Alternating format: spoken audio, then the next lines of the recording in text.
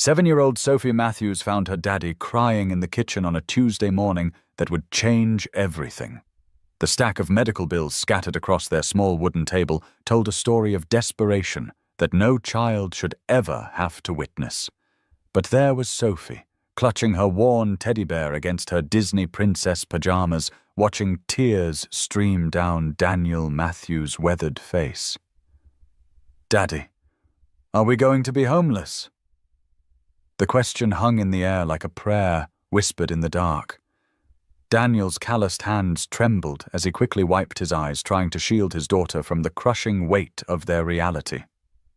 At 38, he'd thought he had life figured out.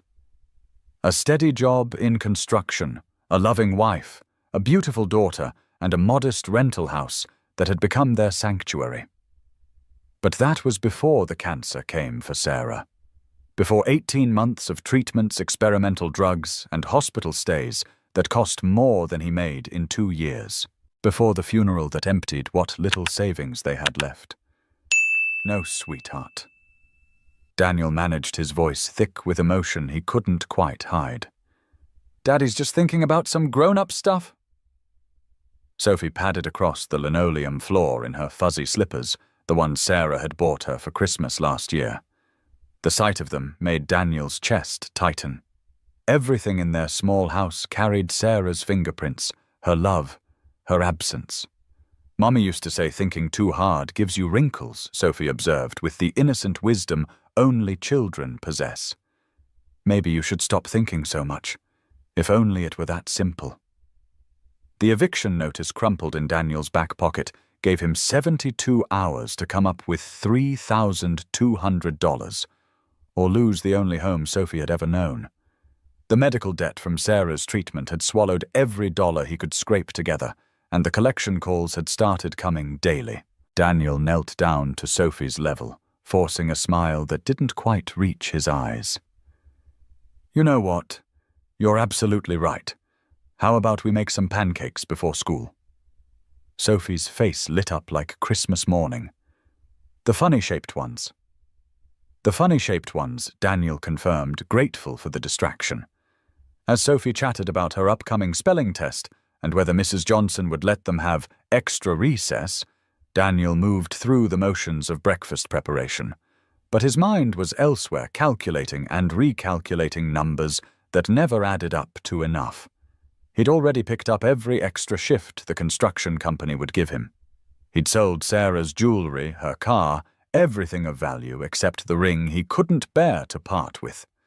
The pancake batter sizzled in their old pan, and Sophie giggled as Daniel attempted to make one that looked like a butterfly. It ended up resembling something closer to a blob with wings, but Sophie declared it perfect anyway. "Daddy, how come we can't buy the cereal with the prize inside anymore?" Sophie asked between bites, her question innocent, but cutting straight to Daniel's heart. He'd hoped she hadn't noticed the way he'd been buying the generic brand skipping items that used to fill their cart, making meals stretch longer than they should. 7-year-olds noticed everything, especially when their world was quietly shifting beneath their feet. "Well, sometimes we have to make smart choices about money," Daniel explained carefully. "It's like when you save your allowance for something special." Sophie nodded solemnly, accepting this explanation the way children do when they trust their parents completely. That trust felt like a weight on Daniel's shoulders, heavier than any construction beam he'd ever carried. After breakfast, as Daniel helped Sophie gather her school supplies, he noticed the holes worn through the toes of her sneakers. New shoes would have to wait. Everything would have to wait until he figured out how to keep their home. Walking Sophie to the school bus stop, Daniel waved goodbye with a smile that cracked the moment she was out of sight. The autumn air in their small Ohio town carried the promise of winter, and winter meant higher heating bills he couldn't afford. Back in the empty house, Daniel stood in Sarah's craft room, surrounded by her art supplies, her unfinished paintings, the sewing machine she'd used to make Sophie's Halloween costumes. This room held so much love, so many memories. But love wouldn't pay the rent. His phone buzzed with another call from the collection agency. Daniel let it go to voicemail like he had for the past week. He knew what they wanted, and he knew he didn't have it. The eviction notice felt like sandpaper between his fingers as he unfolded it again. 72 hours. The numbers blurred through his tears, but the deadline remained crystal clear. Before we continue, please tell us, where in the world are you tuning in from? We love seeing how far our stories travel. That's when Daniel made the decision that would save them all, though he didn't know it yet. He would have to rent out Sarah's room. The craft room had been Sarah's sanctuary. Watercolor paintings lined the walls, some finished, others abandoned mid-stroke, when fatigue from chemotherapy made holding a brush impossible. Her easel still stood in the corner, a half-completed landscape of the lake, where they'd had their first date frozen in time. Daniel stood in the doorway, his work boots refusing to cross the threshold. For 18 months since Sarah's death, this room had remained untouched, a shrine to the woman who'd filled their house with laughter and their daughter with unconditional love. The thought of a stranger sleeping where Sarah used to paint felt like the final betrayal. But Sophie's trusting face flashed in his mind, the way she'd accepted his explanation about smart money choices without question. She deserved better than a father who let pride destroy their security. "I'm sorry, baby," Daniel whispered to the empty room, to Sarah's memory, to the life they'd planned that would never be. He'd picked up a double shift that day, installing drywall in a new office complex downtown. The physical labor felt good, familiar, something he could control. But even working overtime, even with the occasional weekend job, the math didn't work. Sarah's medical bills had created a mountain of debt that his construction wages couldn't climb. The other guys on the crew talked about their wives, their weekend plans, their kids' soccer games. Daniel listened and smiled, but he felt like he was watching life through a window, separate from the easy normalcy they took for granted. His supervisor, Mike Rodriguez, pulled him aside during lunch break. "You okay, Matthews? You've been looking rough lately." Daniel appreciated Mike's concern, but pride kept his mouth shut. "Just tired. Sophie had me up late with a project." Mike studied him for a long moment, the kind of look that said he wasn't buying the excuse. "You know, if you need anything, right? Sometimes us single dads gotta stick together." Mike had been raising his teenage son alone for 5 years, ever since his wife left for Arizona with her yoga instructor. The offer was genuine, but Daniel couldn't bring himself to admit how desperate things had become. That evening, after Sophie finished her homework at their small kitchen table, she looked up with those bright blue eyes that mirrored her mother's. "Daddy, can we go see Mommy this weekend?" They visited Sarah's grave every Sunday, bringing fresh flowers when Daniel could afford them, plastic ones when he couldn't. Sophie would sit cross-legged on the grass and tell her mother about school, about her friends, about the books she was reading. "Of course, sweetheart. What should we tell her this week?" Sophie considered this seriously. "I want to tell her about the story I wrote. Mrs. Johnson said it was really good. It's about a princess who saves a dragon instead of the other way around. Sarah would have loved that story. She'd always encouraged Sophie's creativity, her tendency to see the world differently than everyone else." "Mommy would be so proud of you," Daniel said, his throat tight. After tucking Sophie into bed with a story about brave princesses and misunderstood dragons, Daniel returned to Sarah's craft room. He'd been putting off this moment all day, but the eviction notice wouldn't wait for his grief to catch up. Slowly, carefully, he began packing away Sarah's art supplies. Each item carried a memory, the brush set he'd given her for their anniversary. The palette knife she'd used to create texture in her landscapes, the half-empty tubes of paint in colors with names like cerulean blue and burnt sienna. Sophie appeared in the doorway in her nightgown, having escaped from her bedroom with the stealth that only 7-year-olds possess. "What are you doing?" "Daddy." Daniel's hands stilled on a box of pastels. How could he explain this without breaking his daughter's heart, without admitting that they were one step away from losing everything? "I'm just organizing Mommy's things," he said carefully. Sophie stepped into the room, her small fingers trailing over the edge of Sarah's easel. Mommy would want someone else to be happy in here, right, Daddy? She always said sharing made everything better. The wisdom in those words, the echo of Sarah's generous spirit speaking through their daughter, nearly brought Daniel to his knees. How had he raised such a remarkable child? How had Sarah managed to instill such kindness even in the face of her own mortality? You're right, sweetheart. Mommy would want that. Sophie helped him pack the rest of the supplies.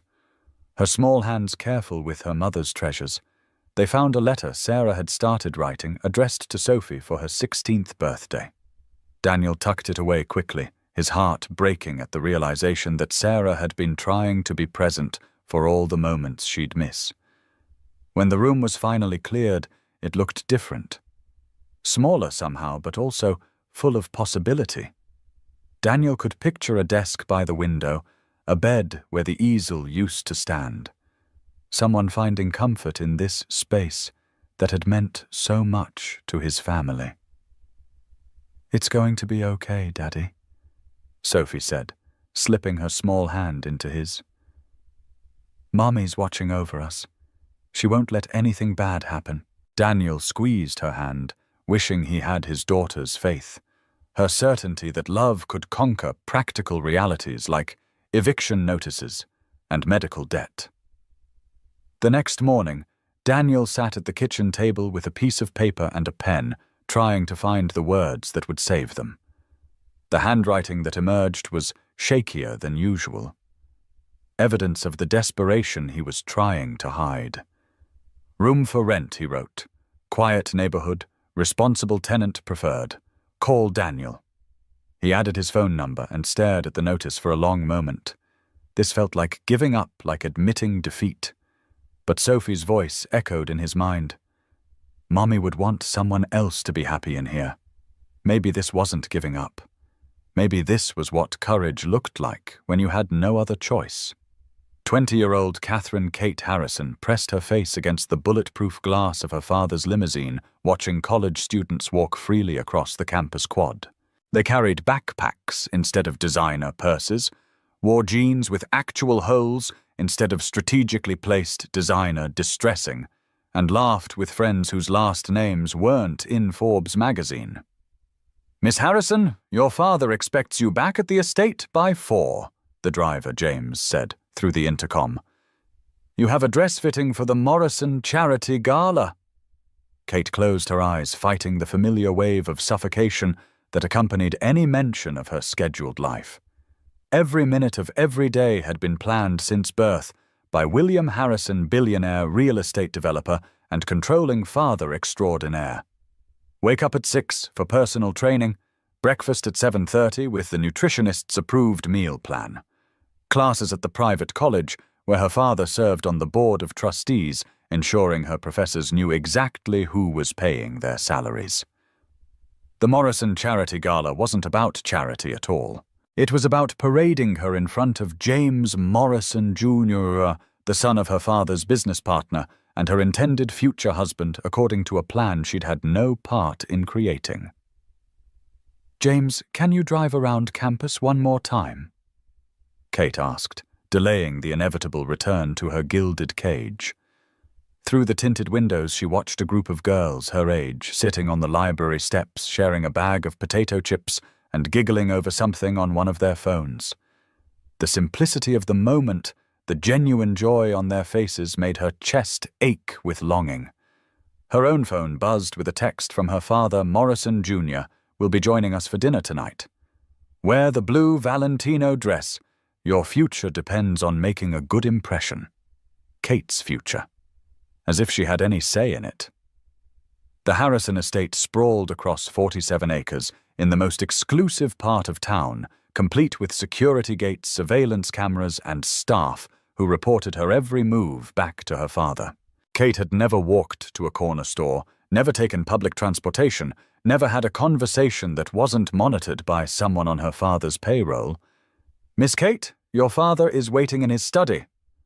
Mrs. Pemberton, the head housekeeper, informed her as she entered the marble foyer. The study smelled like leather and expensive cigars, the walls lined with first-edition books that William Harrison had purchased for show, rather than reading. He stood behind his massive mahogany desk, his silver hair perfectly styled, his suit custom-tailored to hide the slight softness that came with wealth and age. "Catherine, we need to discuss your behavior at the Morrison dinner last week," he began without preamble.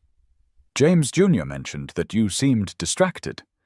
Kate had been distracted wondering what it would be like to have a conversation about something other than stock portfolios and charity tax write-offs. James Morrison Jr. was handsome enough, educated at the right schools, born into the right family. He was also about as interesting as watching paint dry and twice as entitled. "I was paying attention, Father. Not the kind of attention that secures a future merger between our families," William said, his voice carrying the steel that had built his empire. "James Jr. is an excellent match. Intelligent, well-connected, and genuinely interested in you." Kate doubted that James Jr. was interested in her as anything more than a pretty accessory who came with a substantial dowry and family connections. But pointing that out would only trigger one of her father's lectures about duty responsibility and the sacrifices required to maintain their family's position. "I understand, Father." "Good. Because I've already discussed engagement timelines with Richard Morrison. A Christmas announcement would be ideal for both families."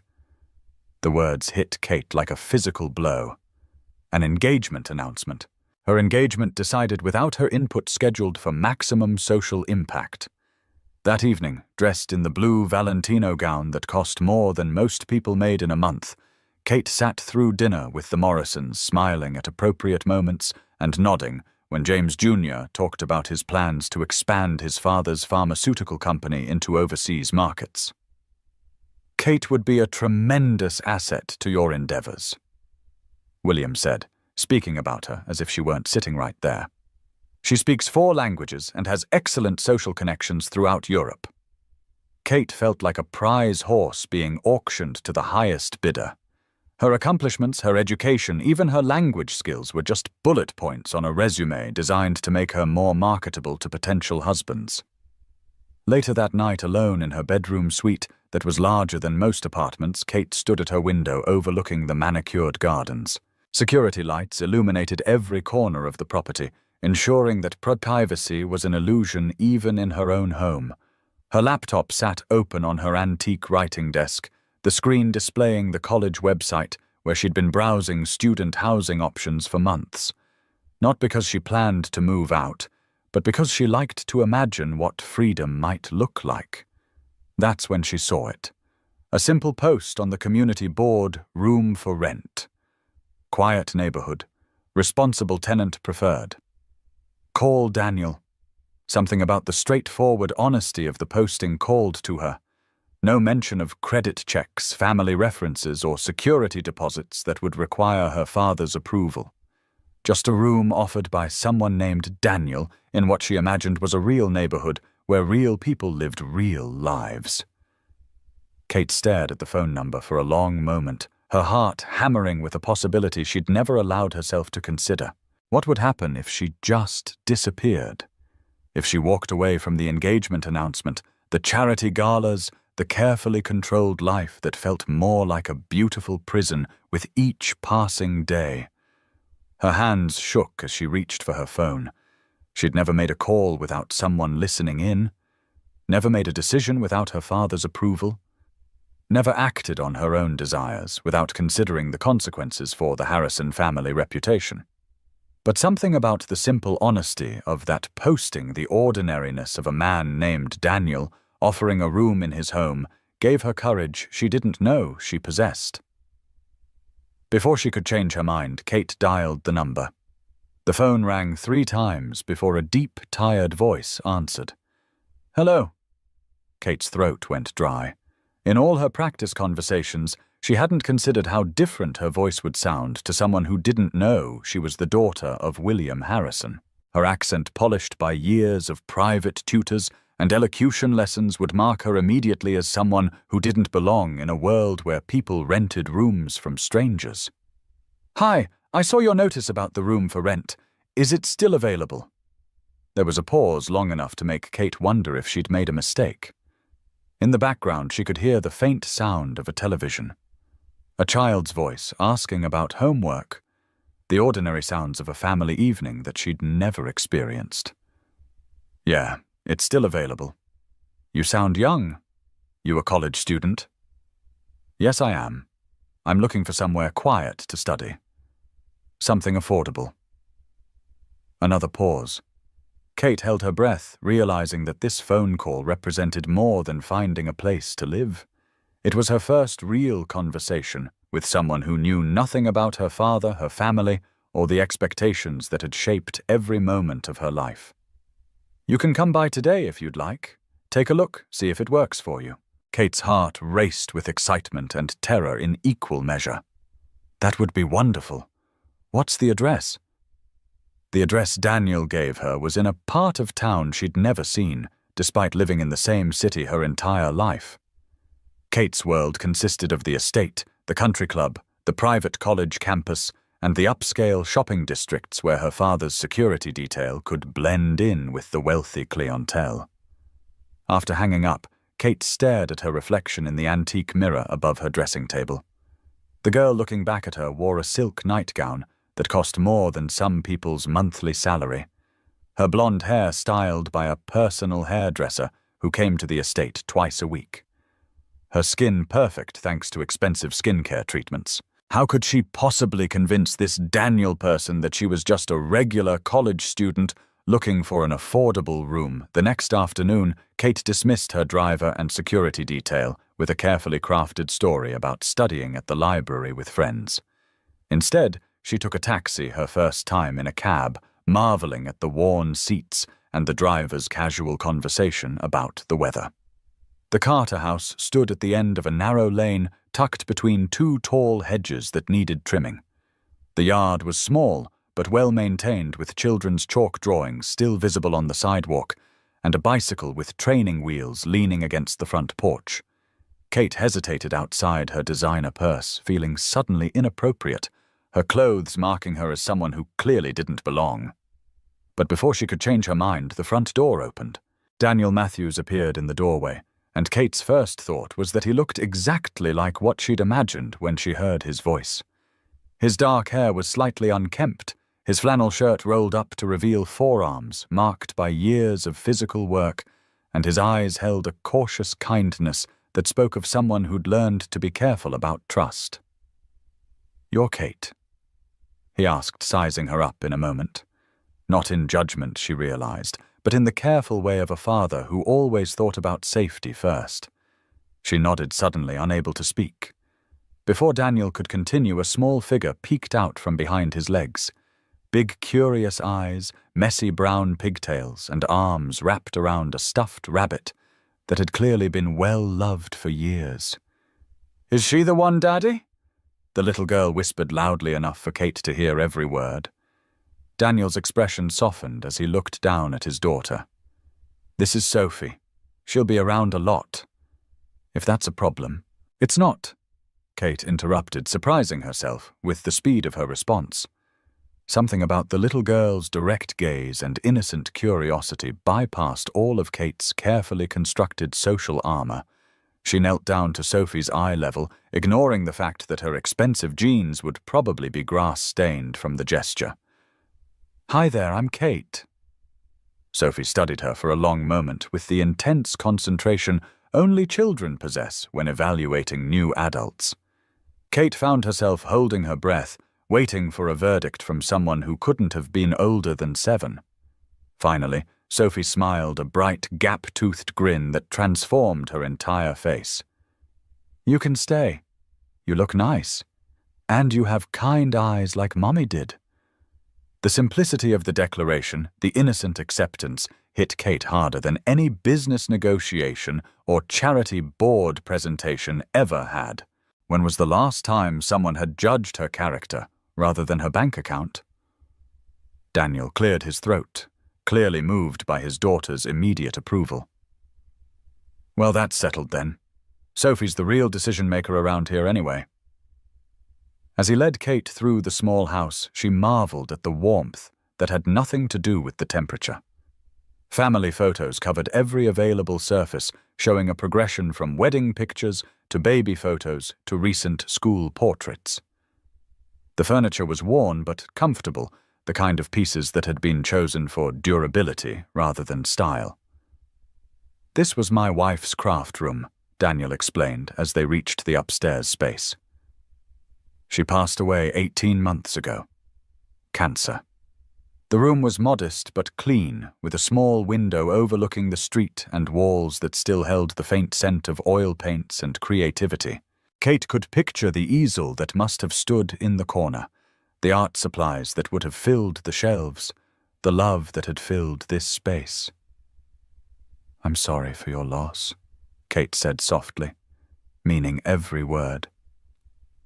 Daniel nodded, his jaw working slightly, as he fought emotions that were clearly still raw. "Sophie and I are doing okay. We've got our routine, our rules. Rent's due at the end of each month. I'll keep things fair, and if you need anything, just knock." Kate looked around the room, imagining what it would be like to wake up here every morning to be part of a real family's daily life, instead of floating through her father's carefully orchestrated existence. "Thank you. I think this will work perfectly." What she didn't tell Daniel was that she could have rented the most expensive penthouse in the city without thinking twice about the cost. What she couldn't explain was that her father would be furious when he discovered she'd disappeared from the estate without her security detail. Because for the first time in her life, Kate Harrison wasn't looking for luxury or status or safety. She was looking for something much more rare and precious, the chance to be valued for who she was rather than who her father expected her to become. And standing in that small room with the sound of Sophie's laughter drifting up from downstairs and Daniel's honest kindness filling the space between them, Kate realized she might have found exactly what she'd been searching for without even knowing she was looking. Kate's first morning in the Matthews house began at 6:30, with the unfamiliar sound of real life happening around her.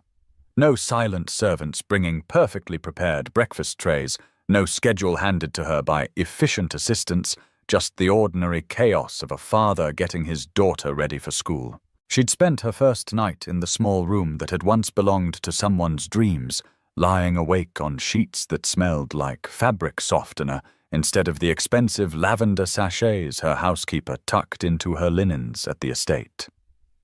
Every sound was new, the house settling on its foundation, the neighbor's dog barking at the mailman, the gentle murmur of voices downstairs, as Daniel helped Sophie start her day. The smell of pancakes drew Kate from her room, following her nose toward the kitchen, where she found Sophie perched at the small table, her legs swinging, as she chatted about a spelling test, while Daniel flipped pancakes in a pan that had clearly seen better years. "Good morning," Kate said softly, suddenly uncertain about whether she was intruding on their private family time. Sophie's face lit up like Christmas morning. "Kate, Daddy Kate's here. Can she have pancakes too?" Daniel glanced up briefly from the stove, his expression carefully polite. "You don't have to come down, you know. Your portion has its own kitchenette upstairs. You're not obligated to join us for meals." The careful boundaries in his voice were clear, but Kate found herself stepping further into the kitchen anyway. "I thought maybe I could help." Help? Daniel raised an eyebrow. "You're a tenant, not a cook." Before Kate could respond, Sophie hopped off her chair with the boundless energy that only 7-year-olds possessed. "Can she help me with homework?" "Please, Daddy. You're really bad at math." Daniel's ears turned slightly pink. "I'm not bad at math. I just use different methods than they teach in school now." Kate laughed, the sound surprising her with its naturalness. "I used to think I was terrible at math, too." "What kind of homework is it?" "Addition and subtraction, but with borrowing." Sophie groaned dramatically, scrunching her nose. "It's so confusing. I bet we can figure it out together," Kate offered, already reaching for Sophie's backpack, where homework papers peeked out from the top. As she helped Sophie work through the problems, Kate marveled at how different this felt from the tutoring sessions of her own childhood. No pressure to perform perfectly, No emphasis on grades that would look good on college applications. Just a little girl who needed patient guidance to understand a concept that was giving her trouble. "You're really good at explaining things," Sophie declared after successfully completing a row of problems. "Way better than Daddy." "Hey now," Daniel protested, but Kate caught the smile tugging at the corner of his mouth as he placed a plate of slightly misshapen pancakes in front of Sophie. "These look like clouds," Sophie announced, drowning them in syrup, with the enthusiasm of a child who didn't have to worry about nutrition labels or portion control. Kate watched the easy interaction between father and daughter, noting the way Daniel automatically cut Sophie's pancakes into manageable pieces, the way he poured her orange juice into a cup with a lid to prevent spills, the 1,000 small acts of care that spoke of practice and devotion. "Are you sure you don't want some?" Daniel asked Kate, gesturing toward the remaining pancakes. "I don't want to intrude on your morning routine." "You're not intruding," Sophie piped up. "Right, Daddy, Kate lives here now, so she's part of the family." The innocent declaration hung in the air, carrying more weight than Sophie could possibly understand.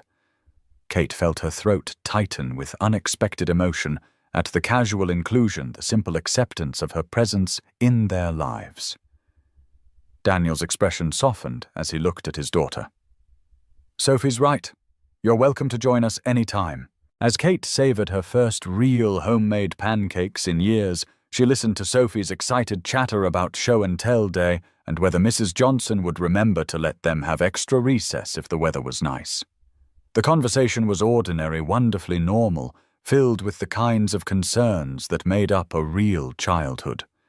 When Daniel walked Sophie to the bus stop, Kate insisted on cleaning up the breakfast dishes, marveling at the simple satisfaction of washing plates in sudsy water rather than leaving everything for staff to handle.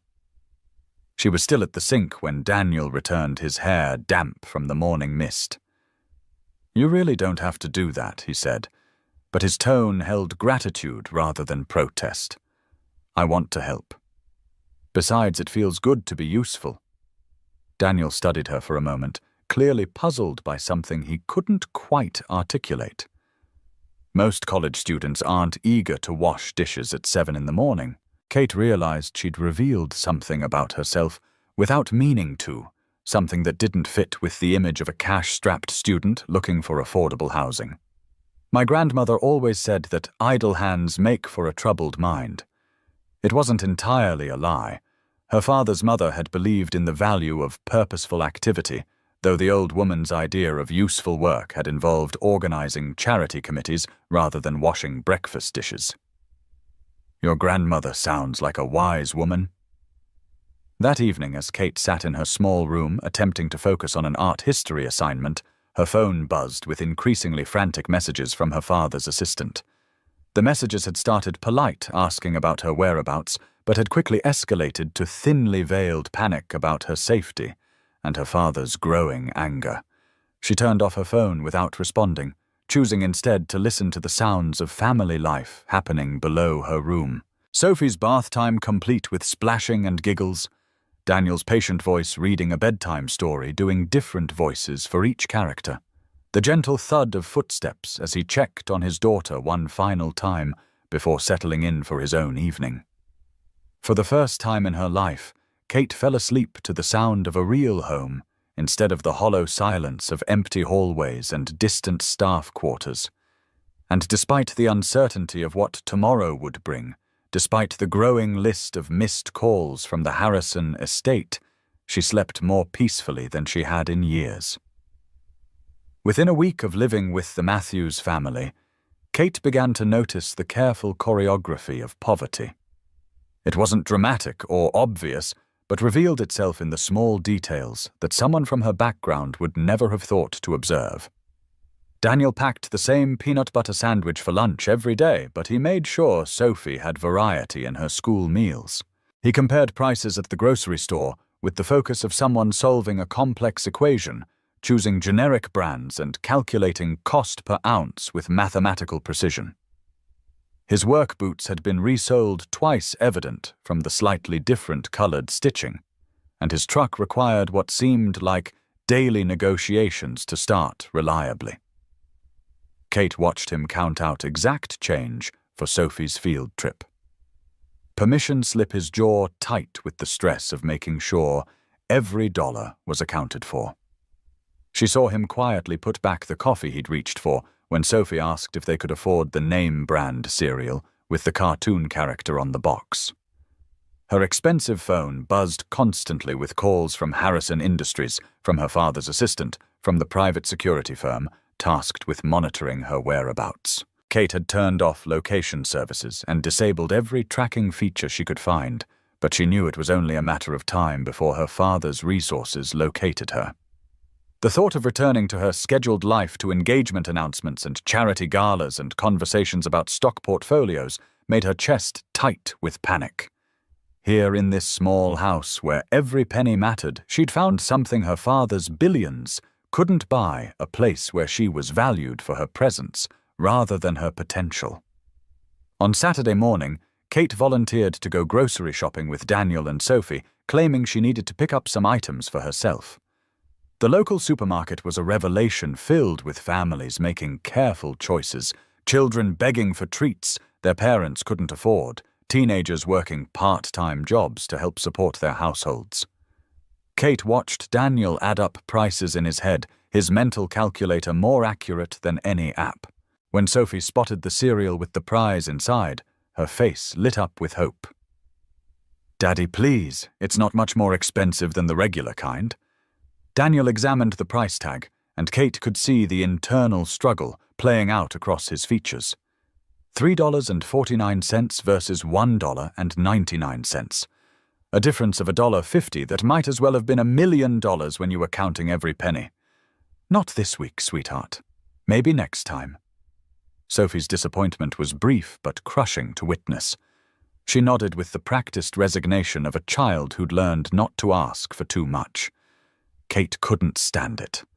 While Daniel was distracted by Sophie's questions about vegetables, she quietly added the special cereal to their cart, then casually mentioned at checkout that she had a student discount card that took a percentage off the total. "Student discounts don't usually apply to groceries," Daniel said, clearly suspicious. "This is a special program through the college," Kate improvised.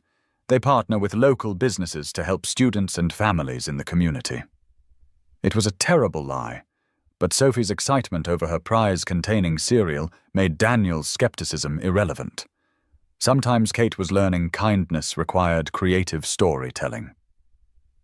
That afternoon, while Sophie played in the backyard and Daniel worked on fixing a leaky faucet, Kate's phone rang with a call from her father's personal line. She let it go to voicemail, but the message that followed made her hands shake. "Catherine, this game ends now. You have 24 hours to return home voluntarily, or I'll have security collect you. Don't test me on this." The threat was real. Her father had the resources to track her down, the influence, to make problems disappear, the connections to ensure that her brief taste of freedom would end as quickly as it had begun. That evening, Kate found herself helping Sophie with homework at the kitchen table, while Daniel prepared what was clearly a carefully budgeted dinner. Spaghetti with marinara sauce, a small salad, garlic bread made from day-old rolls he'd gotten at a discount. "Kate, do you have any brothers or sisters?" Sophie asked while working through math problems. "No, it's just me." "That must be lonely." "I always wanted a sister." "Daddy says maybe someday, but I think he means when I'm older. Like really, really older." Kate glanced at Daniel, noting the way his shoulders tensed at his daughter's innocent comment. The subject of family of future possibilities clearly carried weight that a 7-year-old couldn't understand. "What about your parents?" Sophie continued with the relentless curiosity of childhood. "Do they live far away?" "My mother died when I was very young, and my father is busy with work." It wasn't technically a lie. Her mother had died in a car accident when Kate was 3, leaving her to be raised by a succession of nannies and boarding schools while her father built his empire. But the truth was far more complicated than Sophie's innocent questions could accommodate. "I'm sorry about your mom," Sophie said. with the solemn sympathy only children could deliver without awkwardness. Mine died too. But Daddy says she's watching over us from heaven, and sometimes I think she sends us people who need to be part of our family. The words hit Kate with unexpected force. She glanced at Daniel, who had gone very still at the stove, clearly moved by his daughter's wisdom. That's a beautiful way to think about it, Kate managed. After Sophie went to bed, Kate found Daniel on the small back porch nursing a cup of coffee and staring at the neighbor's garden. The autumn air carried the scent of wood smoke and fallen leaves, the promise of winter, in a way that felt cozy rather than threatening. Sophie said something interesting tonight, Kate ventured, settling into the plastic chair beside him. She's full of interesting observations. Sometimes I wonder where she gets them. She said your wife sends people who need to be part of your family. Daniel was quiet for a long moment, his hands wrapped around the coffee mug like it was providing necessary warmth. Sarah always believed that everything happens for a reason, that the universe has a way of putting people exactly where they need to be. Do you believe that I want to? Daniel admitted. It's easier than believing that good people die for no reason and bad things happen to families who don't deserve them. Kate thought about her own presence there, about the forces that had driven her from her father's mansion to this small porch where real conversations happened under the stars. Maybe Sophie was right. Maybe some connections were meant to happen, regardless of how impossible they seemed on paper. Have you ever had to choose between your family's expectations and your own happiness? Sometimes the bravest thing we can do is choose ourselves, even when it means disappointing people we love. Thank you, Kate said quietly, for letting me be here, for including me in your family even temporarily. Daniel studied her face in the porch light, and Kate wondered what he saw there. You fit somehow. Sophie took to you immediately, and she's usually shy with strangers. There's something about you that feels right. If only he knew how desperately she needed to hear those words, how starved she was for acceptance that had nothing to do with her last name or her inheritance. Kate smiled, fighting back tears that would require explanations she wasn't ready to give. I feel right here too. The crisis came on a rainy Thursday morning when Kate woke to the sound of Sophie crying. Not the normal fussing of a child who didn't want to go to school, but the deep, frightened sobs of someone in genuine distress. Kate pulled on her robe and hurried downstairs to find Daniel pacing the living room with Sophie in his arms. Her small face flushed with fever, her usually bright eyes glazed with illness. Her temperature is 103, Daniel said, his voice tight with the controlled panic only parents understood. I've given her children's acetaminophen, but it's not coming down. Kate's first instinct was to suggest calling their family physician, arranging for a house call, or driving immediately to the private medical facility where her father's insurance guaranteed immediate attention. But those weren't options for a construction worker whose medical coverage came with high deductibles and limitations that made every doctor visit a financial calculation. We should take her to urgent care, Kate suggested, noting the way Daniel's jaw tightened at the suggestion. It's $200 just to walk through the door, Daniel admitted, clearly hating that money was part of the equation when his daughter was sick. If it doesn't come down in the next hour, I'll figure something out.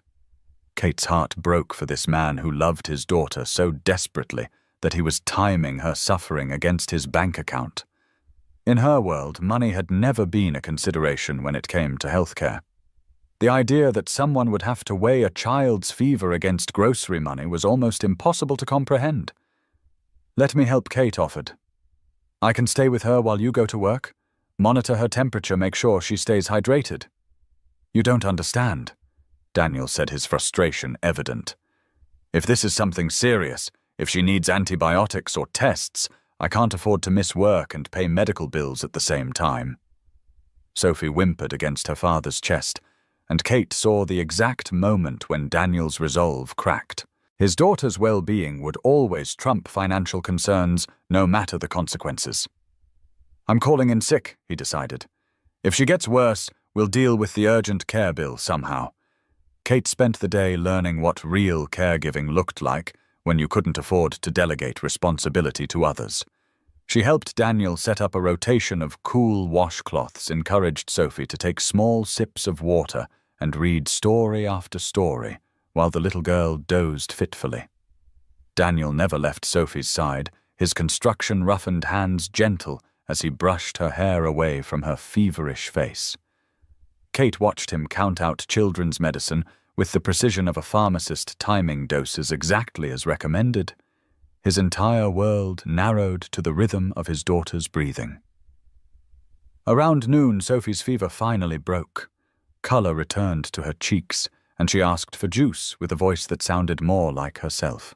Daniel's relief was so profound that Kate saw tears in his eyes as he held his daughter close. "Thank you," he said to Kate, his voice thick with emotion. "I couldn't have managed this without you." "Yes, you could have. You're an incredible father, Daniel. Sophie is lucky to have you."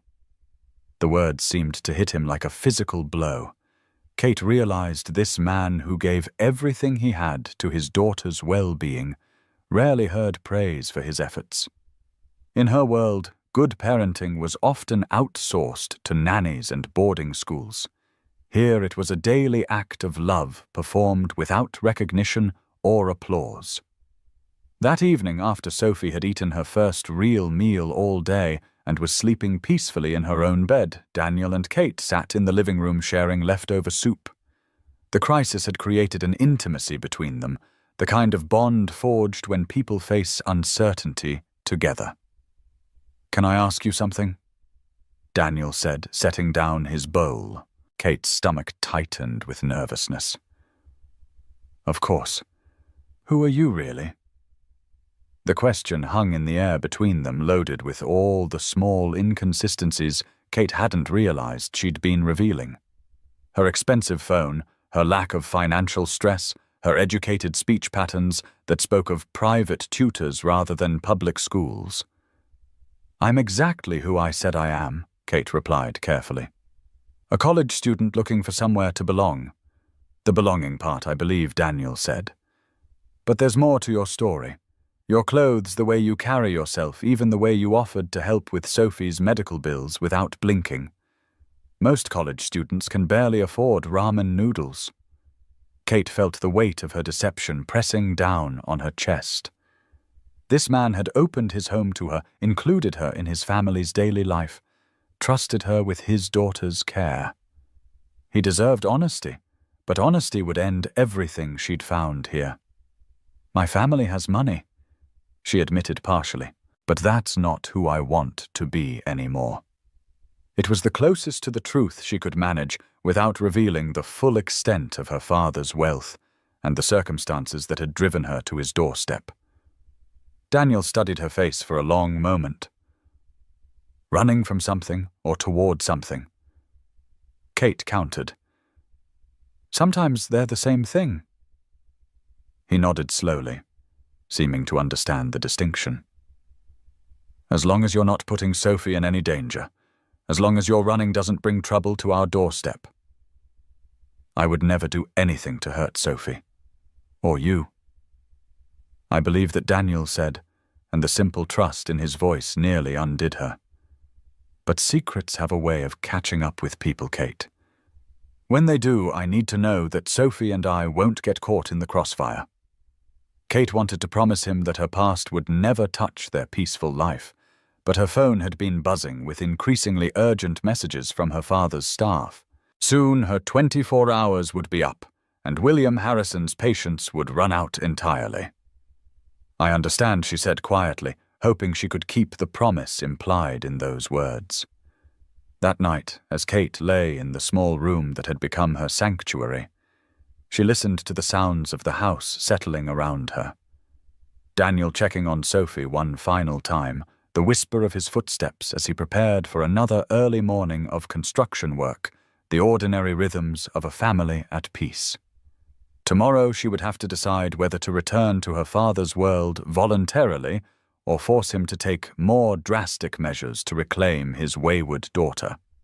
But tonight, in this small room where someone's dreams had once taken shape on canvas, Kate allowed herself to believe that belonging was possible even for a runaway billionaire's daughter who'd found her heart in the most unexpected place. 3 weeks into her stay at the Matthews house, Kate had developed a routine that felt more natural than any schedule her father's assistants had ever created for her.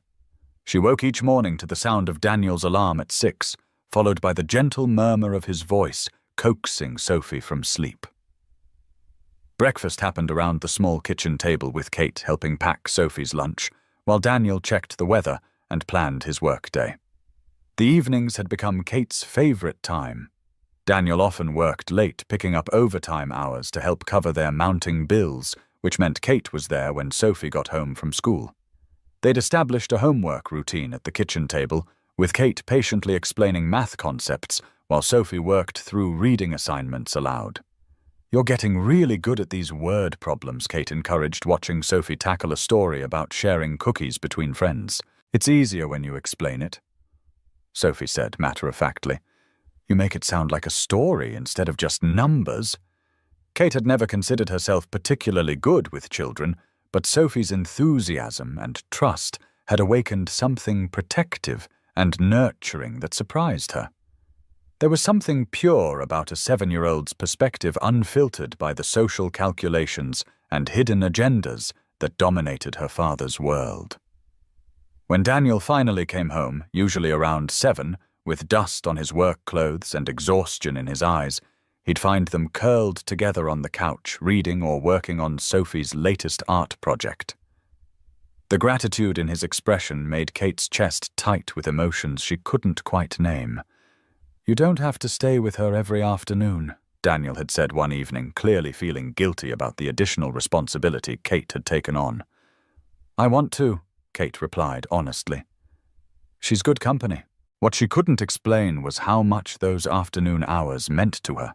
Sophie's innocent chatter about her friends, her teachers, her dreams of becoming a veterinarian who specialized in helping injured rabbits filled a silence in Kate's life she hadn't known existed.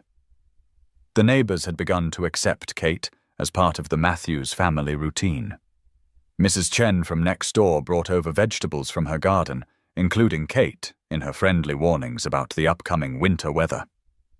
The mailman knew to leave packages with Kate if Daniel wasn't home, and Sophie's school had added Kate's number as an emergency contact without anyone questioning the arrangement. It was the closest thing to normal family life Kate had ever experienced, and she found herself treasuring each ordinary moment. Helping Sophie practice her spelling words while dinner cooked on the stove, braiding the little girl's hair while they watched cartoons on Saturday morning, reading bedtime stories when Daniel worked late, doing different voices for each character, the way she'd heard him do.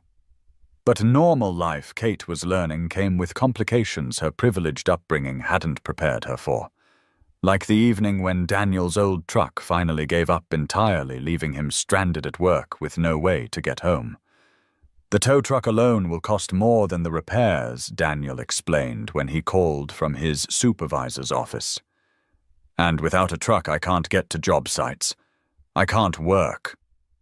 The desperation in his voice was carefully controlled for Sophie's benefit, but Kate heard the panic underneath. In her world, a broken vehicle was an inconvenience solved with a phone call to the family driver. Here it was a crisis that threatened their basic survival. "There has to be something we can do," Kate said, her mind already racing through possibilities.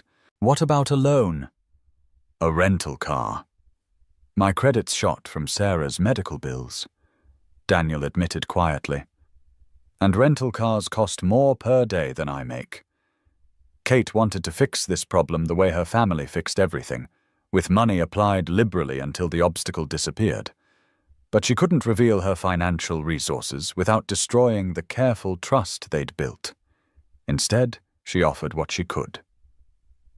"I know someone who runs a mechanic shop. A family friend. He might be able to work out a payment plan." It wasn't entirely a lie. The Harrison family did business with a high-end auto service company, though they specialized in luxury vehicles rather than 15-year-old pickup trucks. But Kate was resourceful, and desperation made her creative. The next day, while Sophie was at school and Daniel was catching a ride to work with his supervisor, Kate made a series of phone calls that would have impressed her father's business managers. She found a local mechanic willing to repair Daniel's truck, in exchange for what she claimed was a college work-study program that helped community members with automotive expenses. The paperwork was complex, and Kate had to use some of her father's contacts to create a believable financial structure. But by the end of the week, Daniel's truck was running better than it had in years. "I don't understand how your college program works," Daniel said. When he picked up the repaired vehicle, clearly suspicious of the generous terms. "They're trying to build connections between the school and the local community," Kate explained. "You're helping them as much as they're helping you." Daniel wanted to believe her explanation, but Kate could see the questions in his eyes. Her stories were getting more elaborate, her cover identity more complex, and the gap between her claimed circumstances and her actual capabilities was growing harder to hide. That evening, as they sat down to dinner together, Sophie made an announcement that stopped Kate's heart. "I told Mrs. Johnson all about Kate today. She said she'd like to meet my new big sister at the parent-teacher conference next week." Daniel set down his fork, his expression carefully neutral. "Sophie, Kate isn't actually your sister. She's our tenant. She has her own life, her own family." "But she lives here," Sophie protested. "And she helps me with homework and reads me stories and makes me feel better when I'm sad. That sounds like family to me." Kate felt tears threatening as she looked at this little girl who had accepted her presence with such open-hearted generosity. Sophie had lost her mother, lived with financial insecurity, faced challenges that no 7-year-old should have to navigate. But instead of becoming withdrawn or bitter, she'd maintained a capacity for love that humbled everyone around her. "Maybe Kate has other obligations," Daniel said gently, clearly trying to manage his daughter's expectations without crushing her feelings.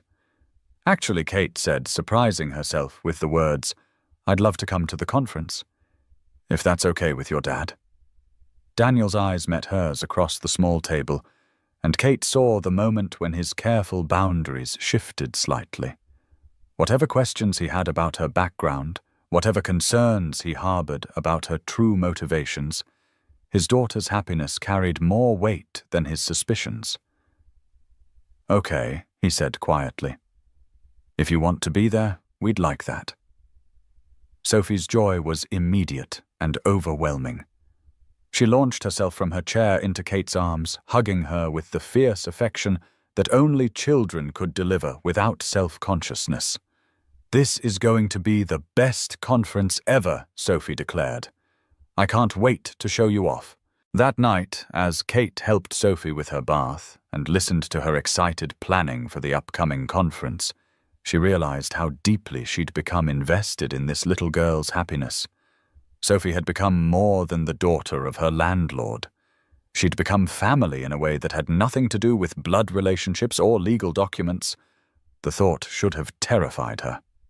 Her father was still making increasingly threatening calls, her absence from the Harrison estate was becoming impossible to explain, and her carefully constructed cover story was showing strain.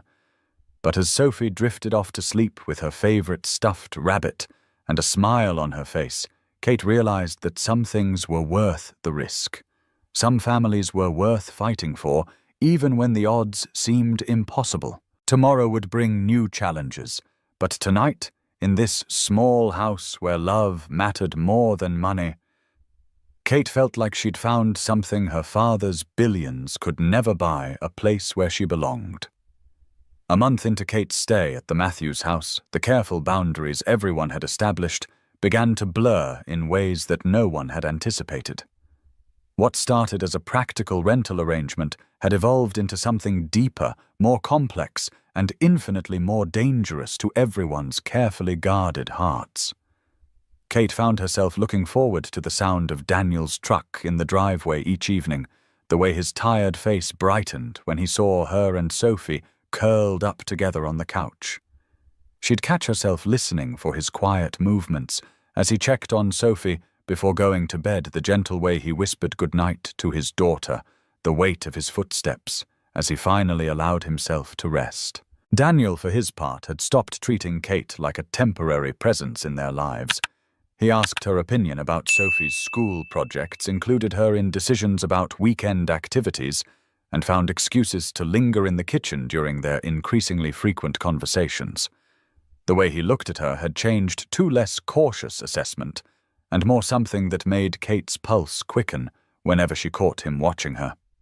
Daddy smiles more when Kate's home, Sophie observed with the devastating honesty only 7-year-olds possessed, making both adults freeze over their Saturday morning pancakes.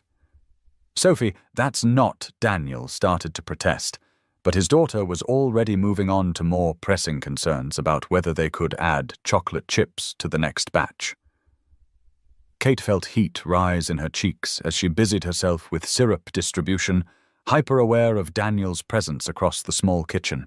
When had the space between them started feeling electric?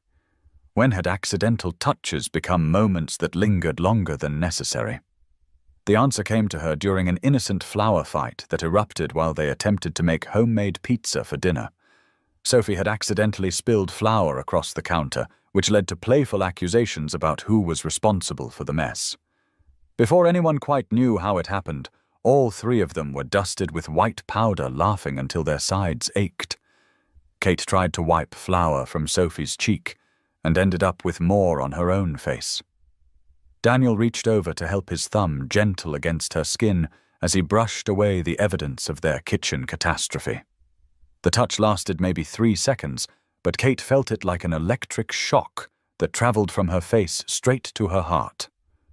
Their eyes met over Sophie's head, and Kate saw her own confused feelings reflected in Daniel's expression. Warmth, and the terrifying recognition that they were crossing into territory that could change everything. "All clean," Daniel said quietly, his hand falling away slowly, reluctantly. Kate couldn't trust her voice to respond, so she focused on Sophie's continued giggling and the suddenly urgent need to clean flour from every surface in the kitchen. That night, as Kate helped Sophie into her pajamas and listened to her excited recap of their cooking adventure, she realized how naturally they'd fallen into family routines. Sophie automatically assumed Kate would be there for bedtime stories, included her in plans for the next day's activities, and had started calling her Kate Mom in a voice too quiet for Daniel to hear. "Can I tell you a secret?" Sophie whispered, as Kate tucked her favorite blanket around her small shoulders. "Of course, sweetheart. I pretend sometimes that you're my real mum. Not that I don't love my first mum, but she's in heaven and you're here. And you smell like cookies, and you don't get mad when I ask too many questions, and you make Daddy laugh like he used to before Mom got sick." Kate's throat closed completely. She pulled Sophie into a hug that was probably too tight, too desperate, too revealing of the emotions she'd been fighting since the moment she'd walked into this house. "I love you too, baby girl," she whispered against Sophie's hair. "So much. Do you think you'll stay forever?"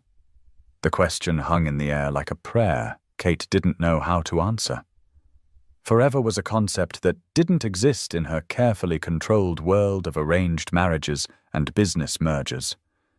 But looking into Sophie's hopeful eyes, Kate wanted to promise forever, even though she had no idea how to make such a promise real. "I'm here now," she said carefully. "That's what matters." After Sophie fell asleep, Kate found Daniel on the back porch nursing a beer and staring at the neighbor's garden with the kind of focus that suggested his mind was elsewhere entirely. "Penny, for your thoughts," Kate offered, settling into the plastic chair beside him. "Just thinking about how much things have changed since you got here," Daniel admitted. "Sophie's happier, more confident. She talks about you like you're a permanent part of her life." The words carried weight that Kate wasn't sure how to interpret. Was he warning her not to get too attached? Expressing his own conflicted feelings about their situation? Testing her commitment to staying? "She's an amazing kid. You've done an incredible job raising her. It hasn't been easy, Daniel said quietly.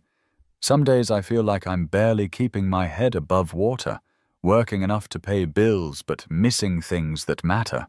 School events, bedtime stories, Saturday morning cartoons. I keep wondering if she'd be better off with someone who could give her more. Kate turned to study his profile in the porch light, noting the exhaustion that lived permanently in his shoulders, the worry lines around his eyes that spoke of too many sleepless nights spent calculating bills and wondering if love was enough. Daniel, look at me. He turned, and Kate saw vulnerability in his expression that he probably didn't even realize he was showing. Sophie doesn't need more money or bigger toys or fancier clothes. She needs exactly what you give her every single day. Love, security, patience, and the absolute certainty that she's the most important thing in your world. That's everything that matters. Is it enough, though? The question came out raw, like he'd been carrying it alone for too long. It's more than enough. It's everything. The intensity of the moment settled between them like a third presence on the small porch. Kate became hyper-aware of how close they were sitting, the way the autumn air carried the scent of Daniel's soap, the fact that they were alone in a way they rarely were with Sophie as their constant buffer. Kate, Daniel said softly, and something in his voice made her breath catch.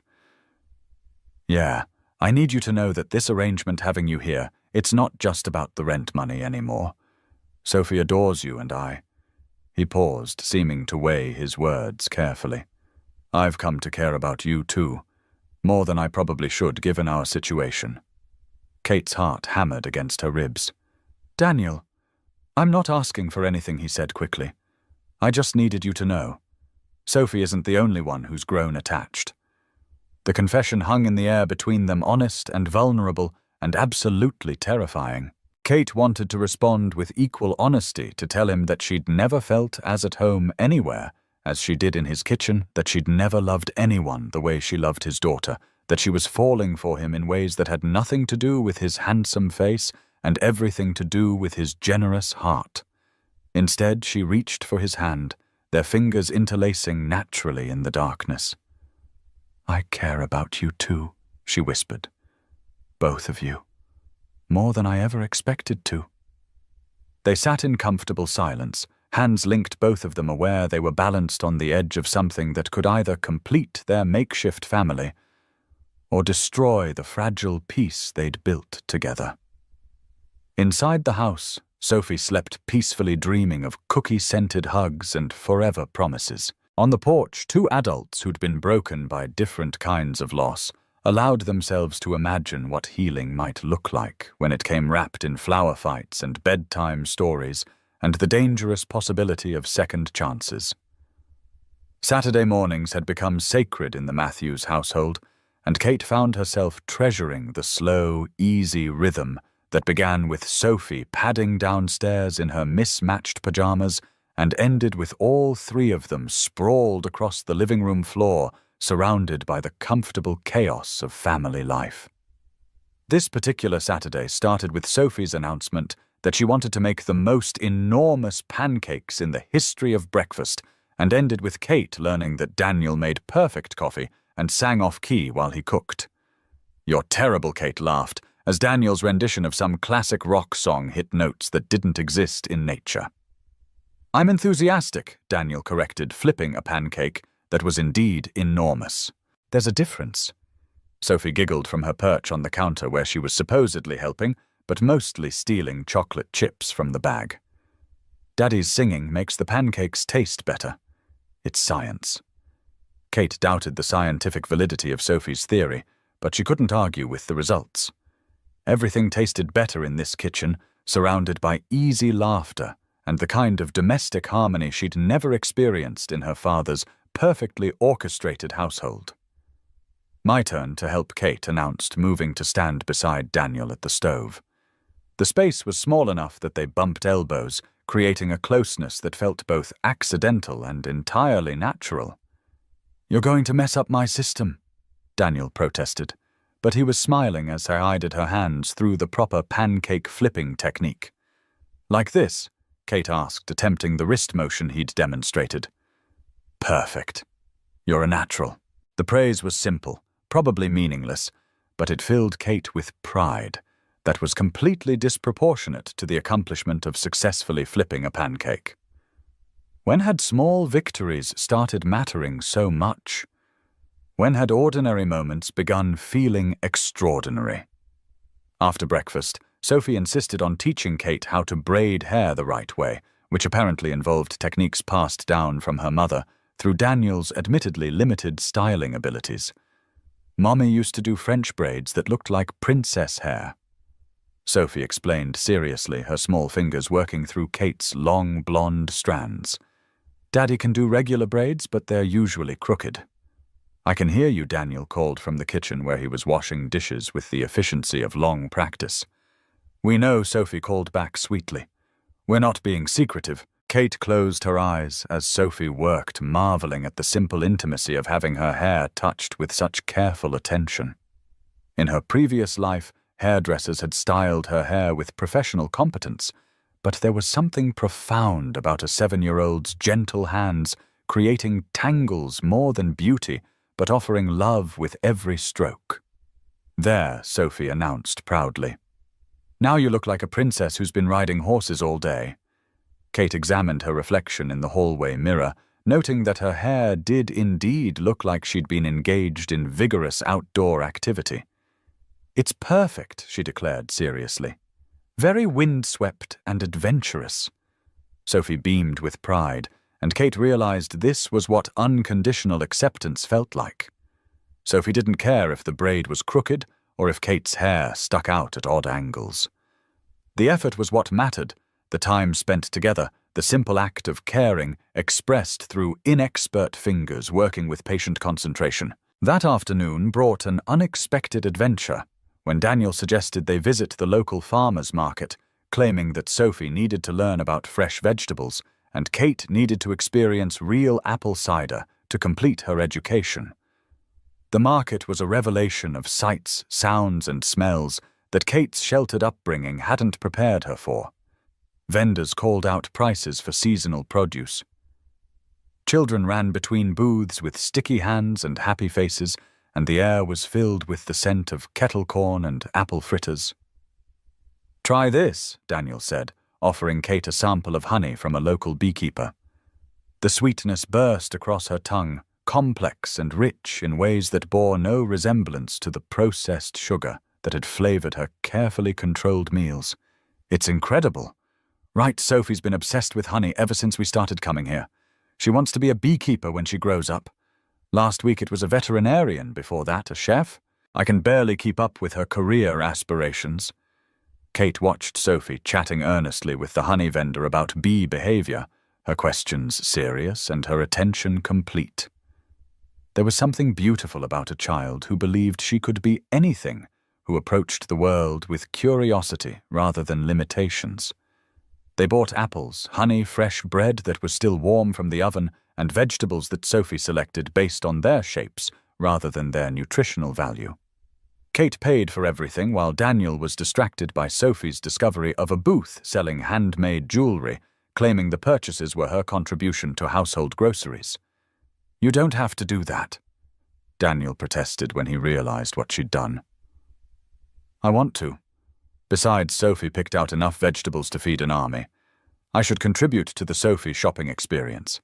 The truth was that Kate loved being able to provide for them, in small ways to contribute to the family economy, without revealing the vast resources that would change everything if discovered. Buying groceries felt like playing house, like pretending she belonged in their world of careful budgets and practical decisions. Walking home with arms full of farmers' market treasures, Kate found herself between Daniel and Sophie, naturally falling into step with their casual pace. Sophie chatted about the beekeeper's explanations, while Daniel pointed out neighbors' gardens and shared stories about the neighborhood's history. Mrs. Patterson grows the best roses in the county, Daniel explained, as they passed a house with an impressive front garden. She's been trying to teach me her secrets, but I kill every plant I touch. Daddy's really bad with flowers, Sophie confirmed. but he's good at fixing things and making pancakes and reading stories in funny voices. Kate smiled at the easy affection in Sophie's voice, the way she celebrated her father's strengths without judgment about his limitations. This was what family loyalty looked like, she realized.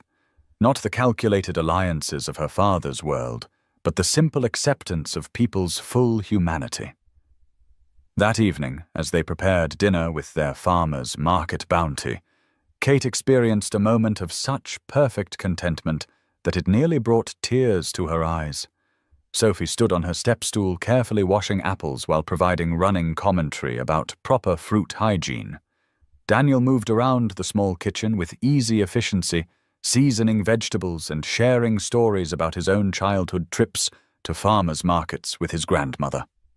Kate found herself in the middle of it all, contributing to the meal preparation while absorbing the easy intimacy of family life. No one was performing for cameras or maintaining appropriate appearances. They were just three people who cared about each other, sharing food and stories, and the simple pleasure of time spent together. "This is really good," Sophie announced around a mouthful of roasted vegetables that she'd previously claimed to hate. "It tastes better when you help pick it out," Daniel observed. "Food always tastes better when you're part of the process." Kate thought about the elaborate meals served in her father's dining room, prepared by professional chefs and served by silent staff. The food had been exquisite, perfectly prepared and beautifully presented. But none of it had tasted as good as vegetables roasted in a slightly dented pan by a construction worker who measured seasonings by instinct rather than precision.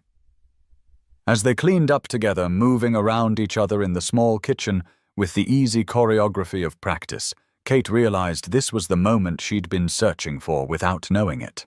Not the dramatic rescue or the grand gesture, but the quiet, everyday magic of belonging somewhere, of being valued for who she was, rather than who she might become. "Thank you," she said quietly to Daniel as they finished the dishes. "For what?" "For this. For including me. For making me feel like family." Daniel dried his hands slowly, studying her face with an expression she couldn't quite read. "Kate, you know that's what you are, right, family? Sophie adores you, and I—" He paused, seeming to weigh his words. "I can't imagine our lives without you anymore." The confession hung in the air between them, honest and vulnerable, and absolutely perfect in its simplicity. Kate felt her heart expand with a happiness so complete it was almost frightening. "I love you both too," she whispered, "more than I ever thought possible." From the living room came the sound of Sophie's laughter as she played with her favorite stuffed rabbit, creating elaborate adventures that only 7-year-olds could imagine. Outside evening settled over their quiet neighborhood like a comfortable blanket. In the kitchen, two adults who'd found healing in unexpected places allowed themselves to believe that love really could conquer the practical complications that threatened their fragile happiness. The first real crack in Kate's carefully constructed story appeared on a Tuesday afternoon when Sophie discovered her designer purse buried beneath textbooks in Kate's room. "This is so pretty," Sophie announced, having wandered upstairs while Kate was helping with homework. The little girl held the handbag with reverent fingers, stroking the buttery leather that had cost more than Daniel made in 2 weeks. Kate's blood went cold. The purse was an impulse purchase from her previous life, bought during a shopping trip with her father's assistant and forgotten in her rush to pack. Now it sat in Sophie's innocent hands like evidence of a crime she'd been trying to hide. "Where did you get this?" Sophie asked, with the natural curiosity of a child who'd never seen anything so expensive in her own home. "It feels like the purses the rich ladies carry on TV." It was a gift, Kate managed, her voice sounding strange, even to her own ears. "From a relative." Sophie accepted this explanation with the trust she offered all adults, but Kate could see questions forming behind her bright eyes. Questions about relatives who could afford gifts that looked like they belonged in store windows rather than student apartments. The incident might have passed without notice if Daniel's construction friend hadn't mentioned seeing Kate at Giovanni's 2 weeks earlier. The comment came during dinner conversation, casual and innocent, but it hit Kate like a physical blow. "Funny thing happened today," Mike Rodriguez said when Daniel recounted his workday. "I could have sworn I saw your tenant at Giovanni's last month, before she moved in with you guys. Looked just like her anyway. Pretty blonde girl, but she was with some guy in a suit that probably cost more than my truck."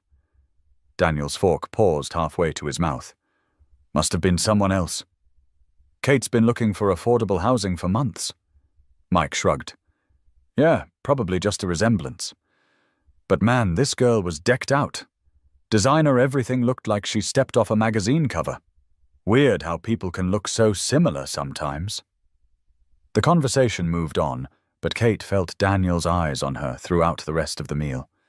She'd been at Giovanni's that night celebrating what she'd thought was her last dinner before escaping to college housing. She'd worn designer clothes because that's all she owned, and the guy in a suit had been her father's assistant, briefing her on charity commitments she was expected to fulfill.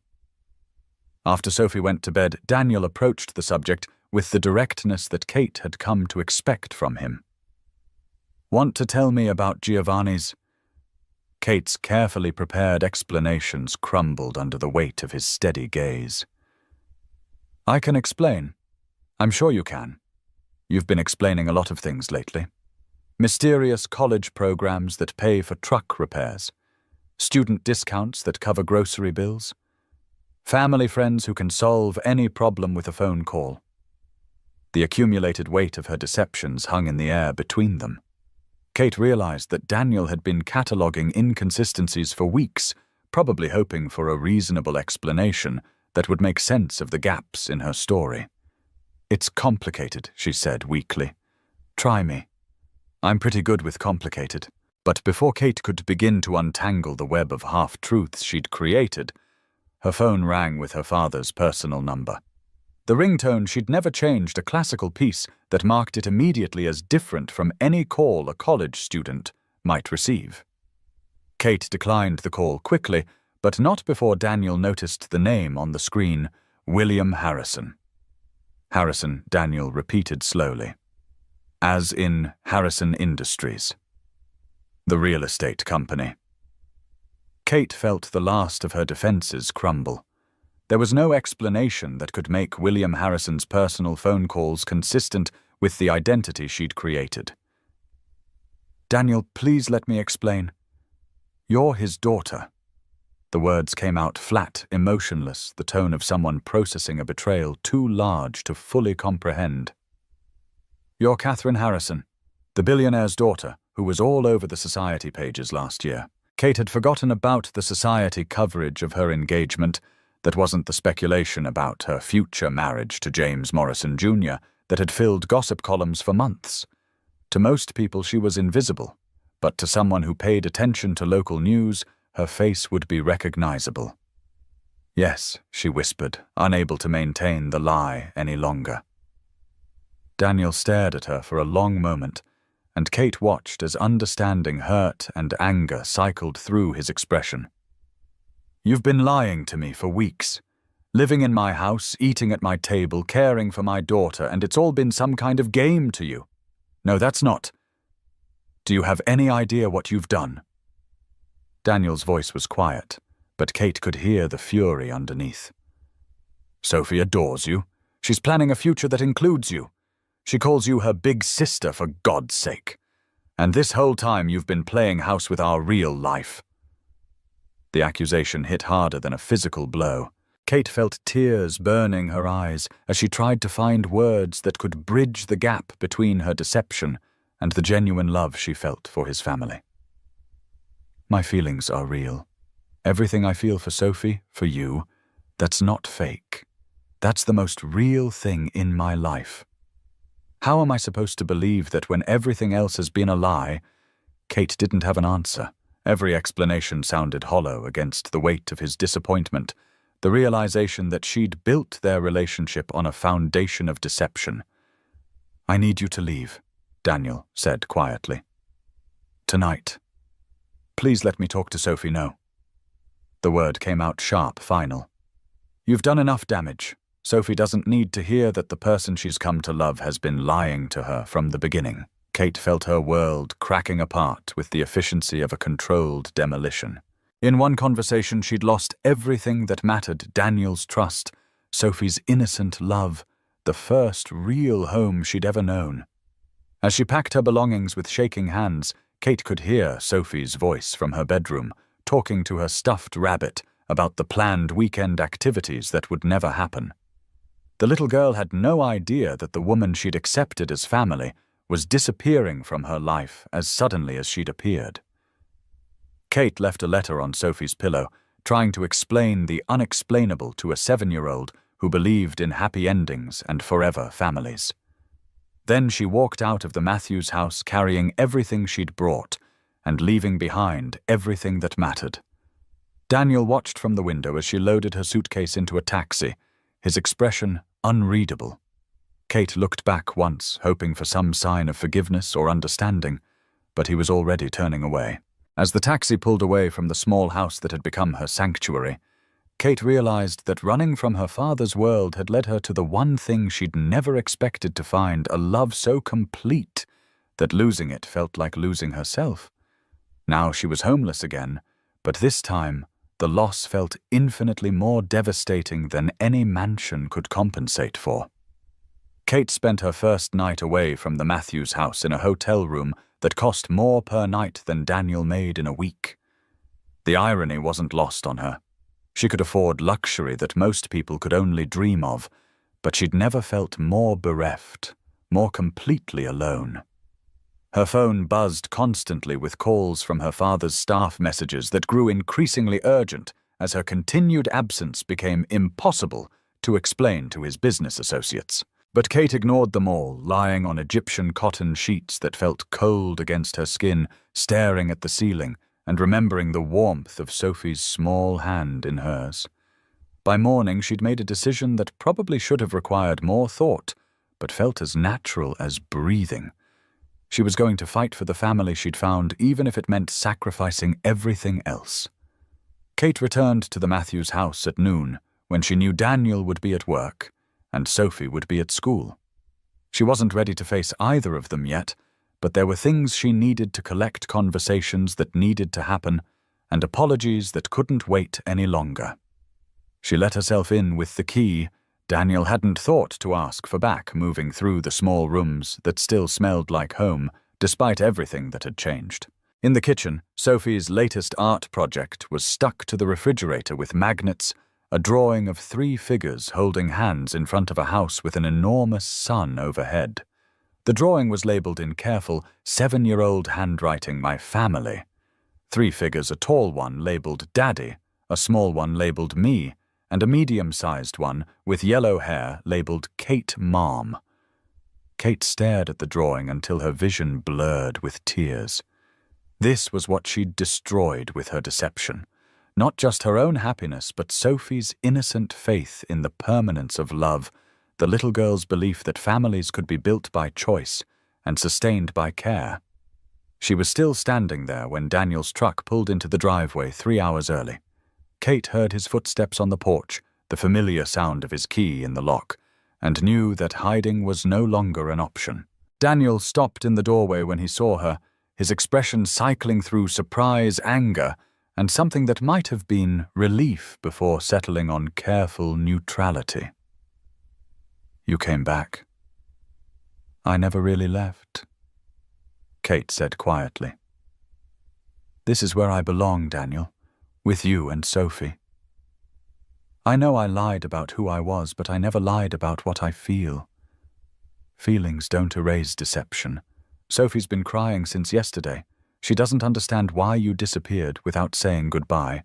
She thinks she did something wrong."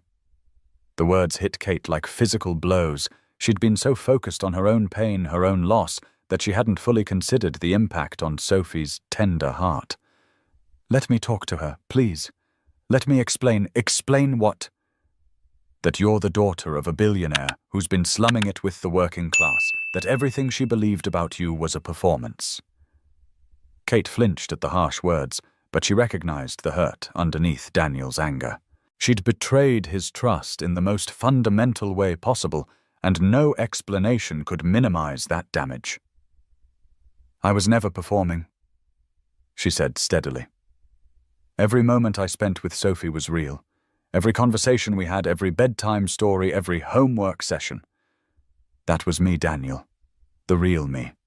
Not the version my father created, not the society princess everyone expects me to be. Just me." Daniel studied her face clearly, wanting to believe but unable to get past the mountain of deception that stood between them. "Why?" he asked finally.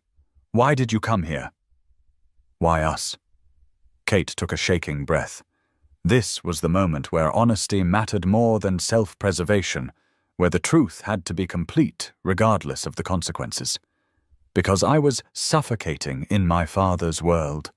Because he'd arranged my entire life, including my marriage, without ever asking what I wanted. Because I saw your notice on that bulletin board, and something about the honesty in your handwriting made me believe that somewhere someone was offering shelter without conditions attached." She stepped closer, desperate for him to understand. "I didn't come here to deceive you. I came here to find out who I could be if I wasn't William Harrison's daughter. And what I found was that I could be someone who loves a 7-year-old girl more than her own safety. Someone who falls asleep listening to the sound of a man reading bedtime stories. Someone who would rather wash dishes in a small kitchen than eat gourmet meals in an empty mansion." Daniel's expression softened slightly, but Kate could see the walls he was rebuilding, the protective distance he was creating between them. "Kate, even if I could forgive the lying, even if I could trust you again, we live in different worlds. You're heir to a billion-dollar empire. I'm a construction worker who barely makes ends meet. Sophie and I can't compete with that kind of life. You're not competing with anything," Kate said fiercely. "Don't you understand? I chose this life over that one. I chose you and Sophie over everything my father could offer, for now. But what happens when the novelty wears off? When you miss the comfort and security of your real world? Sophie's already attached to you in ways that could destroy her if you decide to leave." Kate heard the fear underneath his practical concerns, the terror of a man who'd already lost one woman he loved and couldn't bear to watch his daughter experience that kind of abandonment. "I'm not going anywhere," she said quietly. "But I can't prove that to you with words. I can only prove it by staying, by choosing you and Sophie every day for as long as you'll let me." They stood in the small kitchen where they'd shared so many meals, so many conversations, so many ordinary moments that had added up to something extraordinary. Kate could see Daniel wavering his love for her, battling with his need to protect Sophie from future heartbreak. Before either of them could speak again, the front door burst open with the force of Sophie's return from school. The little girl froze in the doorway when she saw Kate, her school backpack sliding off her shoulder to hit the floor with a thud. Kate Sophie's voice was small, uncertain, colored by the confusion and hurt of the past 24 hours. Kate knelt down to Sophie's eye level, her heart breaking at the careful distance in the little girl's posture. "Hi, baby girl. Daddy said you had to go away. He said grown-ups sometimes have to leave even when they don't want to." The careful explanation was clearly Daniel's attempt to protect his daughter from the complexity of adult emotions and betrayals. Kate felt a surge of gratitude for his gentleness, even in the midst of his own pain. "Sophie, I need to tell you something important, and I need you to listen carefully." "Okay?"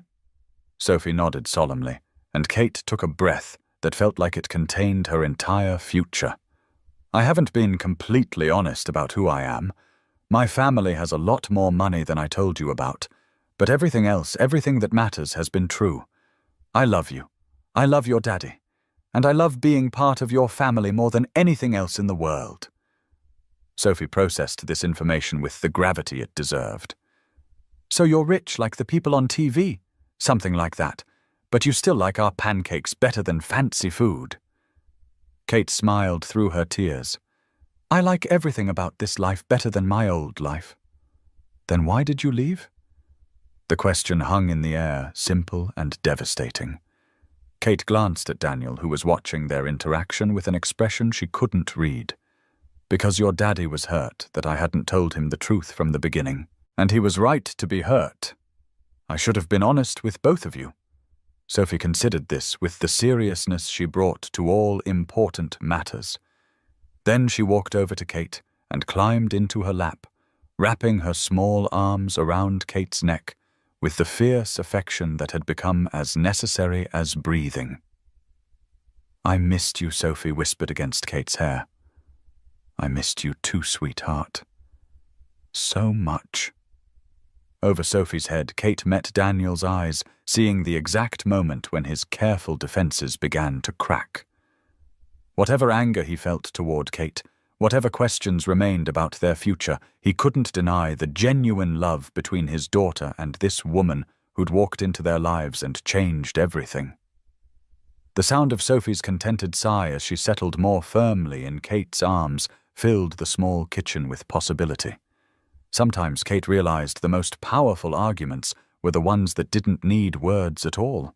The conversation that would determine their future began that evening after Sophie had gone to bed, her innocent joy at Kate's return, providing a temporary buffer against the complicated reality they still needed to navigate. Daniel and Kate sat at the kitchen table, where they'd shared so many meals, the space between them feeling simultaneously intimate and vast. "I need to know everything," Daniel said quietly. "No more half-truths or convenient explanations. If there's any chance of moving forward, I need to understand who you really are." Kate nodded, recognizing that this might be her only opportunity to bridge the gap her deceptions had created. She took a breath and began with the truth she'd never shared with anyone.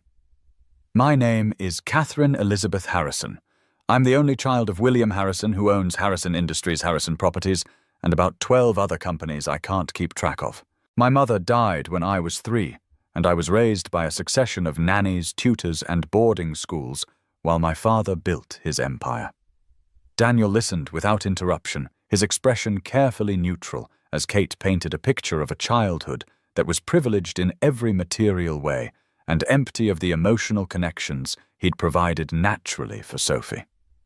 "I've never had a real friendship that wasn't influenced by my father's wealth or business connections.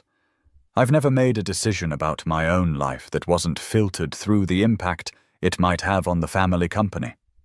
Until I was 18, I had bodyguards who followed me to classes.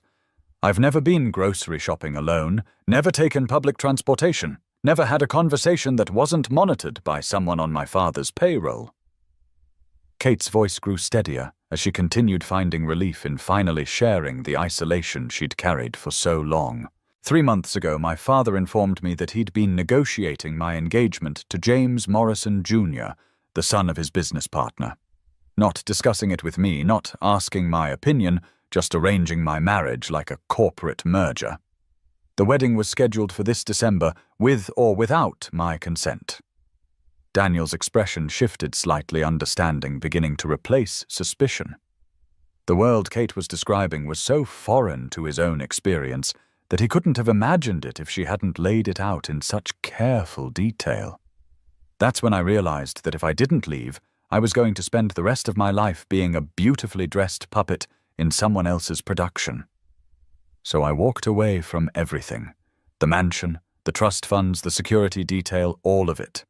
I wanted to find out who I could be if I wasn't William Harrison's daughter. Kate met his eyes directly, needing him to see the truth in her words.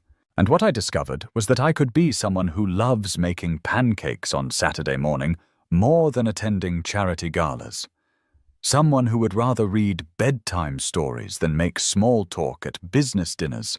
Someone who falls asleep listening to the sounds of a real family instead of rattling around in an empty mansion with 27 rooms.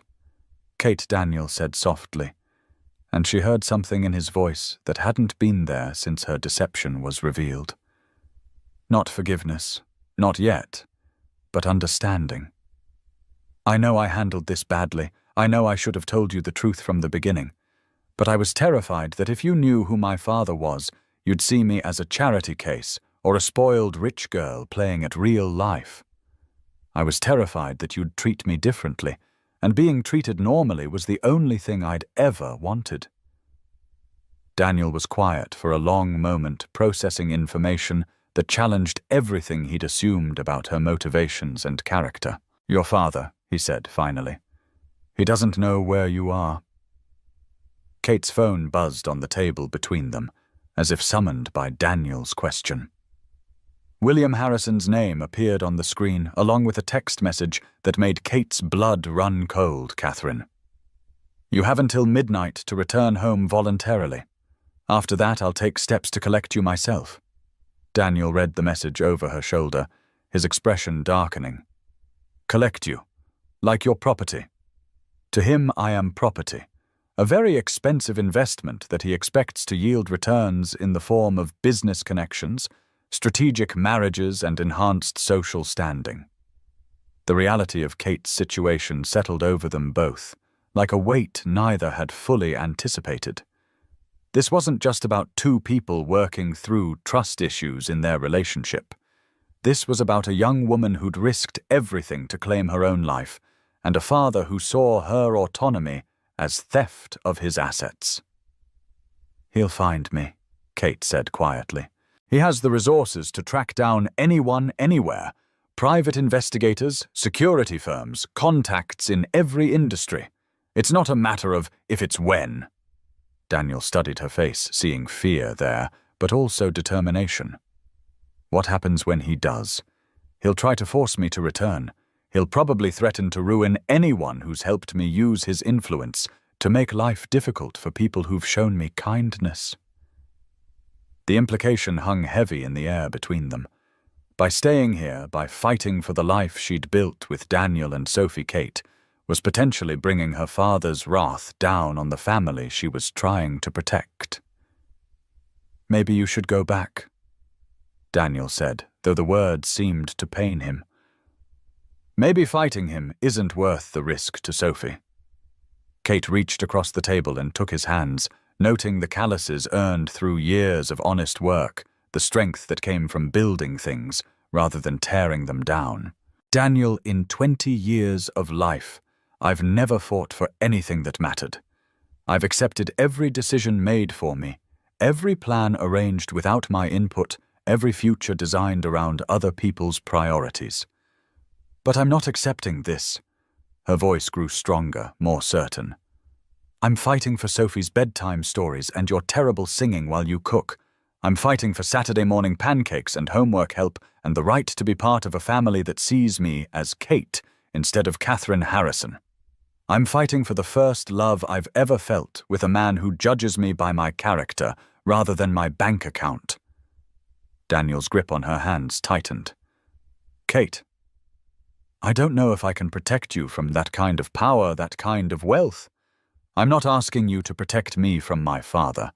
I'm asking you to let me protect what we've built together." They sat in the quiet kitchen, holding hands across a table that had witnessed so many ordinary moments, both of them aware that the peaceful life they'd created was about to be tested in ways they couldn't fully anticipate. Outside the neighborhood settled into evening quiet, unaware that one of its residents was preparing for a battle that would determine not just her own future, but the fate of the makeshift family that had become her whole world. William Harrison arrived at 7 o'clock the next morning with the subtlety of a military operation. 3 black SUVs pulled up to the modest neighborhood, their tinted windows and pristine paint jobs marking them as foreign intruders in a world of pickup trucks and economy cars.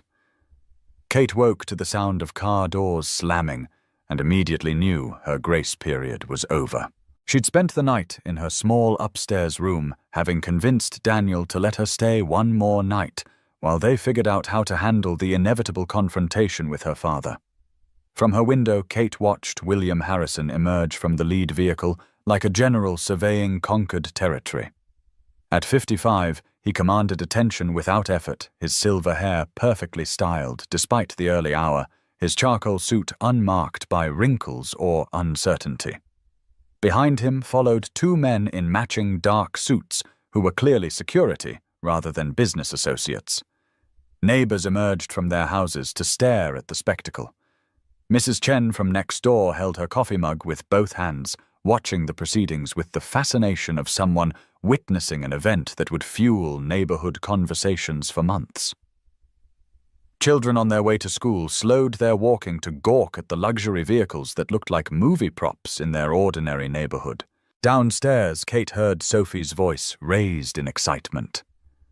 "Daddy, there are fancy cars outside, like in the movies." Daniel's response was too quiet to hear, but Kate could imagine his tension as he realized their peaceful morning was about to explode into complications he'd never prepared for. The knock on the front door came with the authority of someone accustomed to immediate compliance. Kate hurried downstairs to find Daniel standing protectively in front of Sophie, his hand on his daughter's shoulder, in a gesture that spoke of paternal instincts overriding everything else. "Stay behind me," Daniel said quietly to Sophie, who was clearly confused by the sudden tension in their household. Kate reached them just as Daniel opened the front door, revealing William Harrison in all his intimidating glory. Up close, her father's presence filled the small space with an energy that made even the comfortable living room feel cramped and inadequate. "Catherine." His voice carried the steel that had built an empire and the disappointment that had shaped her entire childhood. "You will pack your belongings immediately. We're leaving." The command was delivered as fact rather than request, the tone of a man who'd never been told no by someone whose opinion mattered. William's eyes swept the modest living room, taking in the worn furniture, the children's toys scattered across the carpet, the family photos that spoke of genuine affection rather than professional staging. Daniel stepped slightly forward, his body language protective, despite the obvious disparity in power and resources. "Mr. Harrison, this is my home. Kate is my tenant, and she's welcome to stay as long as she chooses." William's attention shifted to Daniel, with the calculating assessment of a businessman evaluating a minor obstacle to be removed. His gaze traveled from Daniel's work clothes to his calloused hands, to the small house that probably cost less than William's monthly wine budget. "Mr. William's tone made the question sound like a demand. "Matthews. Daniel Matthews. Mr. Matthews, my daughter is 20 years old and has responsibilities that require her immediate attention. Her continued presence here is inappropriate and potentially damaging to important business relationships." Sophie, who had been watching the interaction with the wide-eyed fascination of a 7-year-old, witnessing adult drama, chose that moment to assert herself. "Kate lives here with us," she announced with the confidence of someone who'd never learned that children weren't supposed to contradict intimidating adults. "She's part of our family now." William's expression shifted as he noticed Sophie, for the first time taking in her school clothes, her backpack ready for the day, her small hand wrapped trustingly around Daniel's arm. For just a moment, something flickered across his features that might have been recognition of innocence, but it was quickly replaced by his usual businesslike composure. "Young lady, this is an adult conversation that doesn't concern you," Sophie Daniel said gently. "Why don't you go finish getting ready for school?" But Sophie wasn't finished making her point. With the fearless honesty that only children possessed, she looked directly at William Harrison and delivered a statement that cut through his careful control. "Kate makes Daddy happy, and she reads me bedtime stories, and she helps with my math homework, and she loves us and we love her. If you take her away, you're going to make us all really sad." The simplicity of the declaration hung in the air like a challenge to everything William had assumed about his daughter's temporary rebellion. Here was a child who saw Catherine not as the Harrison heiress or a valuable business asset, but as someone essential to her family's happiness. Kate watched her father process Sophie's words, noting the way his jaw tightened as he realized this wasn't just about retrieving a wayward daughter. This was about 3 people who'd built genuine emotional connections that couldn't be dismissed as easily as business arrangements.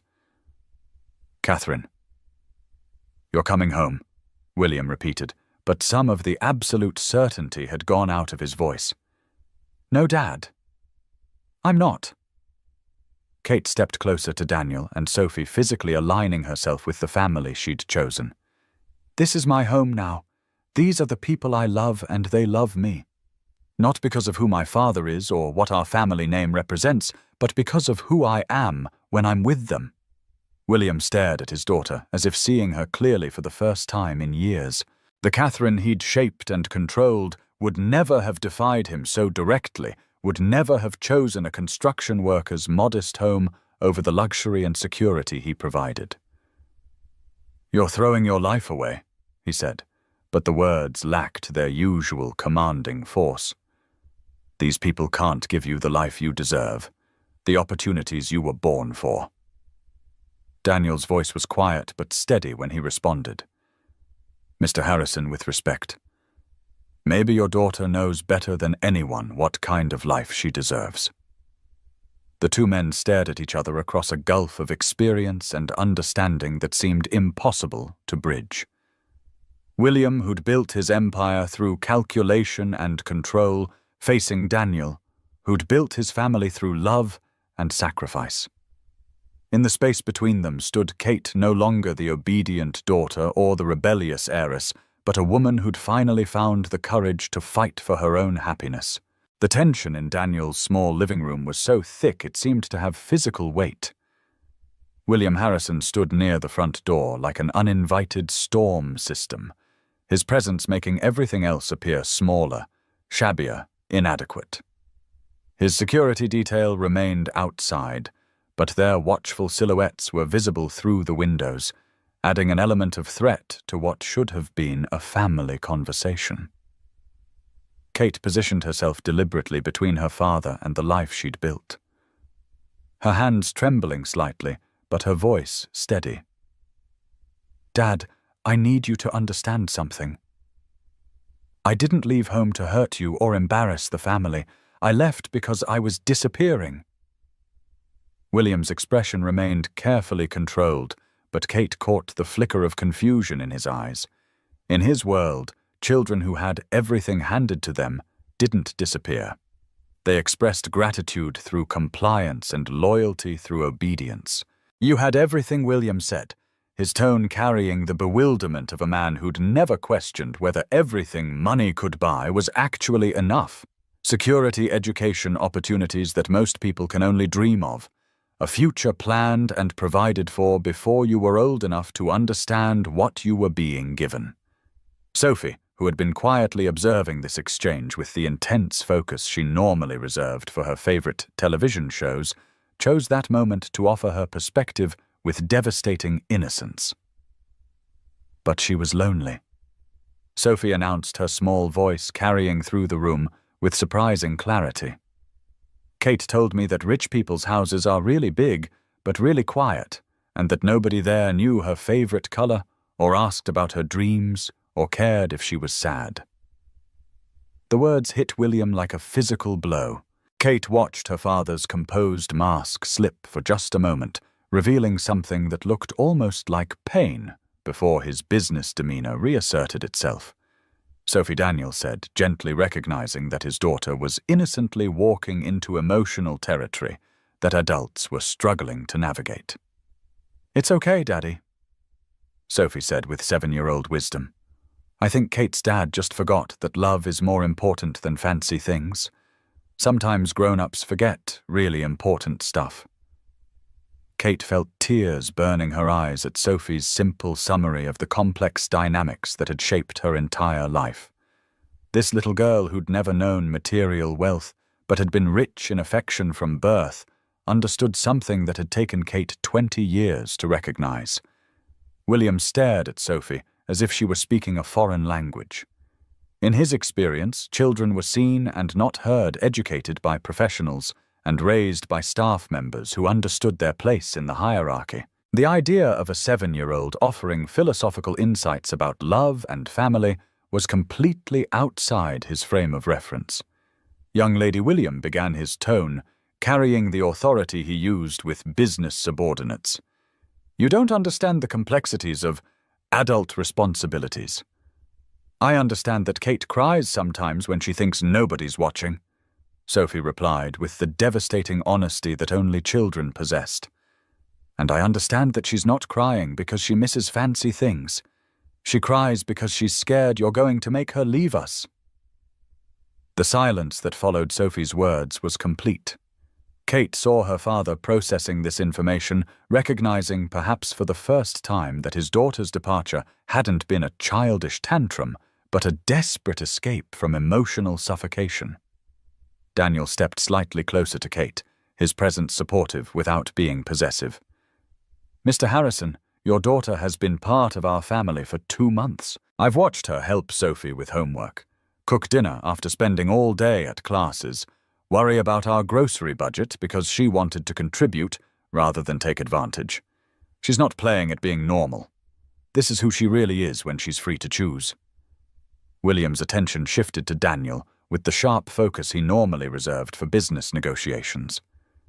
"Mr. Matthews, I appreciate that Catherine has been helpful during her exploration of alternative living arrangements, but her responsibilities extend far beyond this household.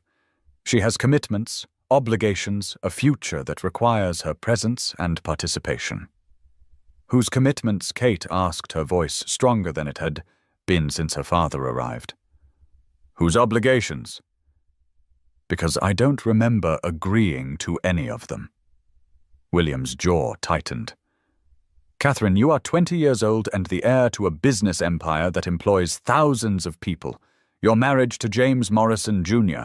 will strengthen both companies, secure countless jobs, and position both families for long-term success. Your personal preferences are secondary to those responsibilities."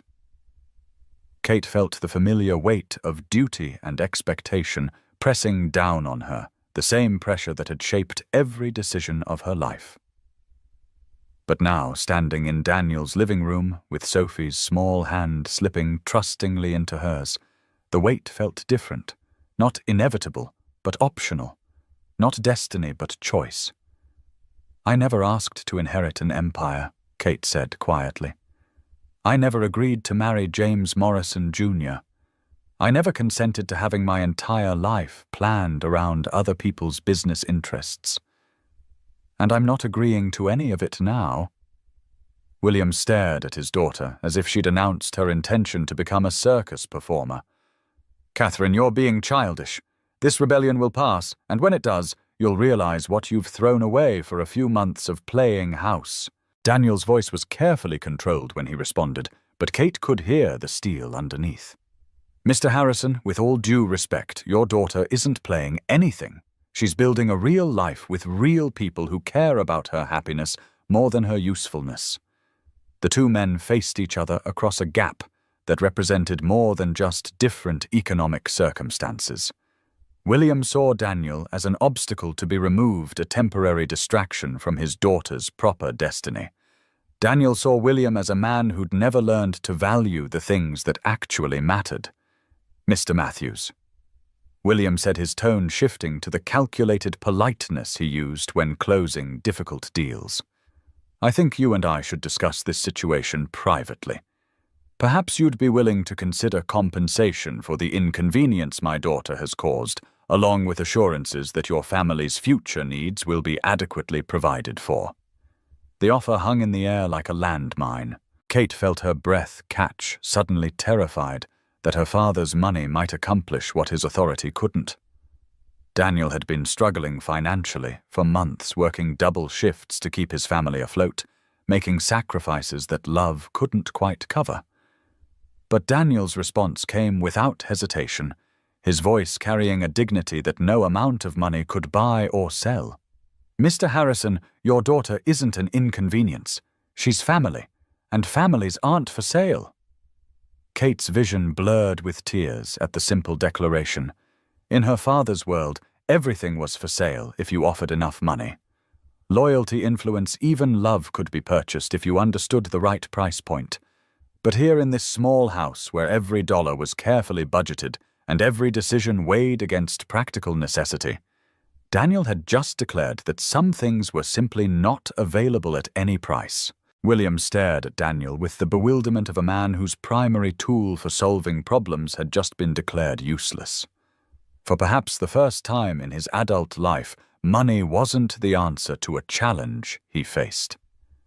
Catherine Williams said, finally turning back to his daughter with something that might have been desperation creeping into his controlled expression.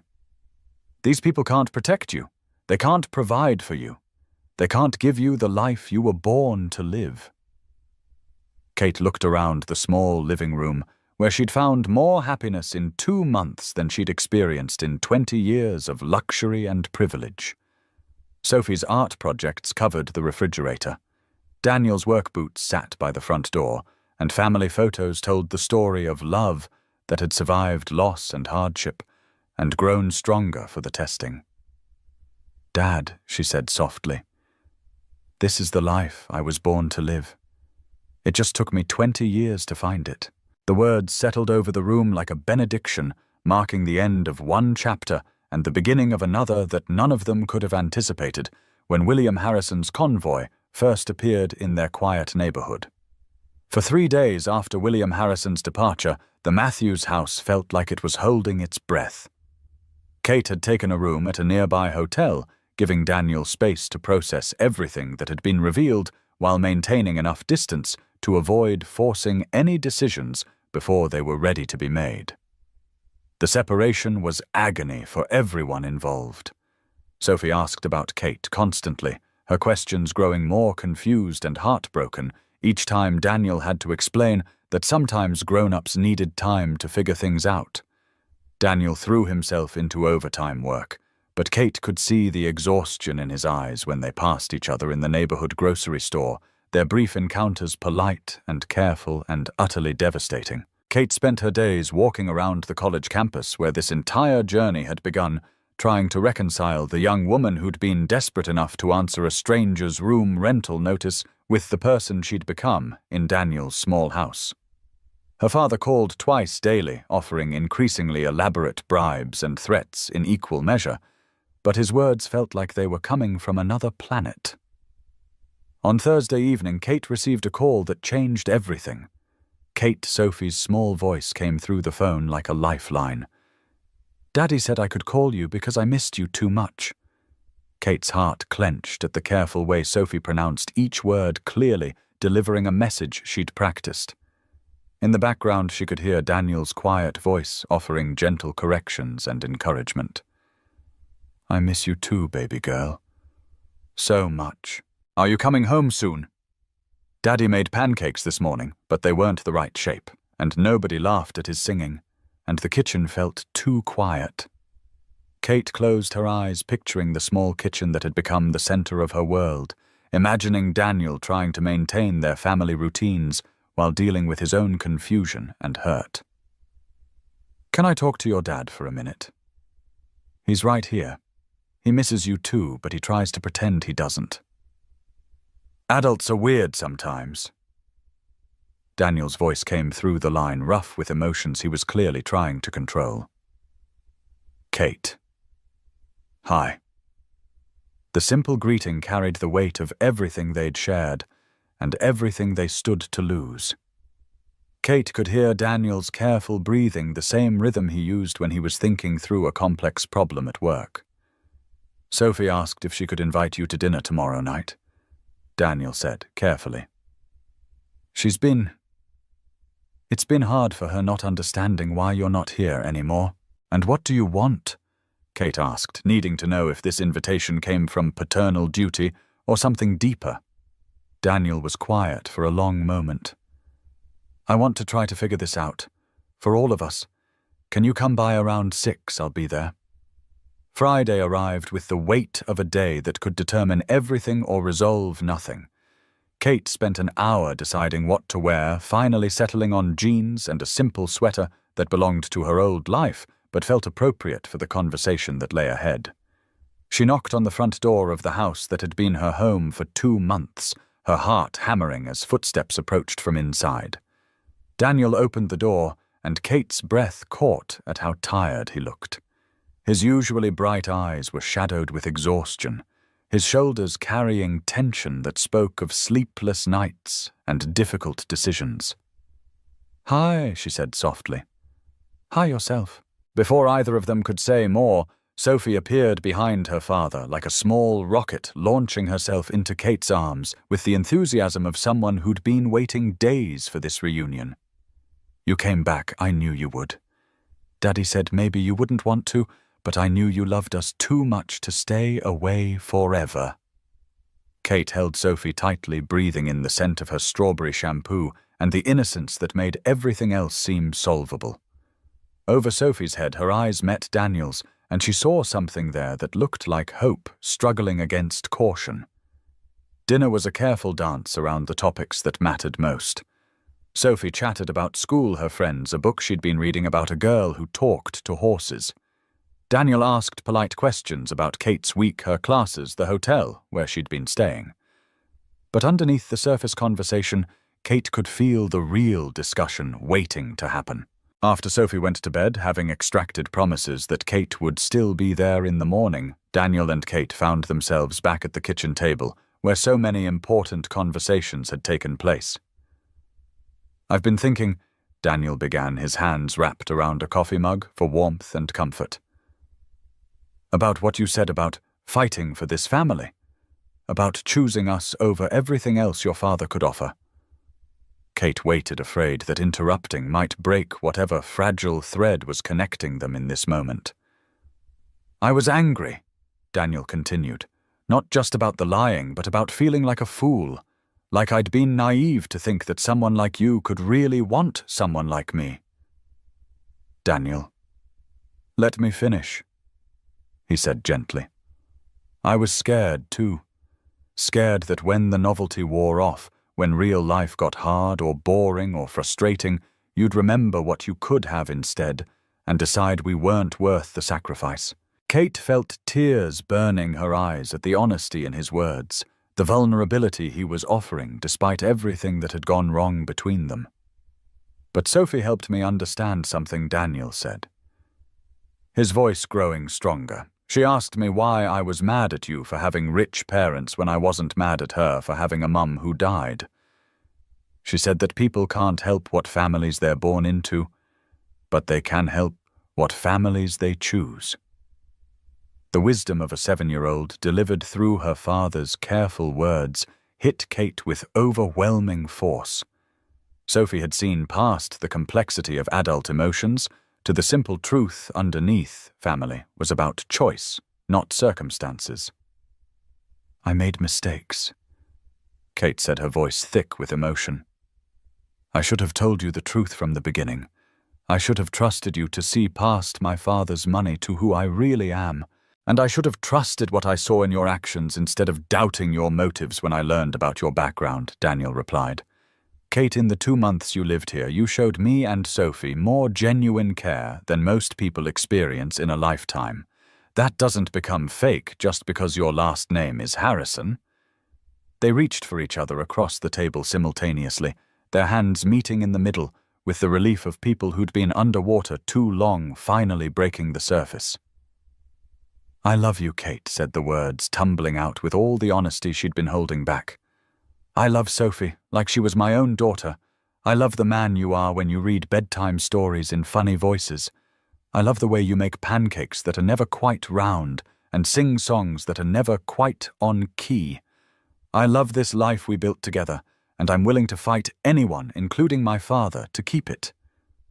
Daniel's grip on her hands tightened. "I love you too.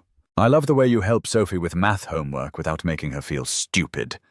I love the way you sneak vegetables into her favorite foods so she eats properly. I love that you chose us when you could have chosen anything."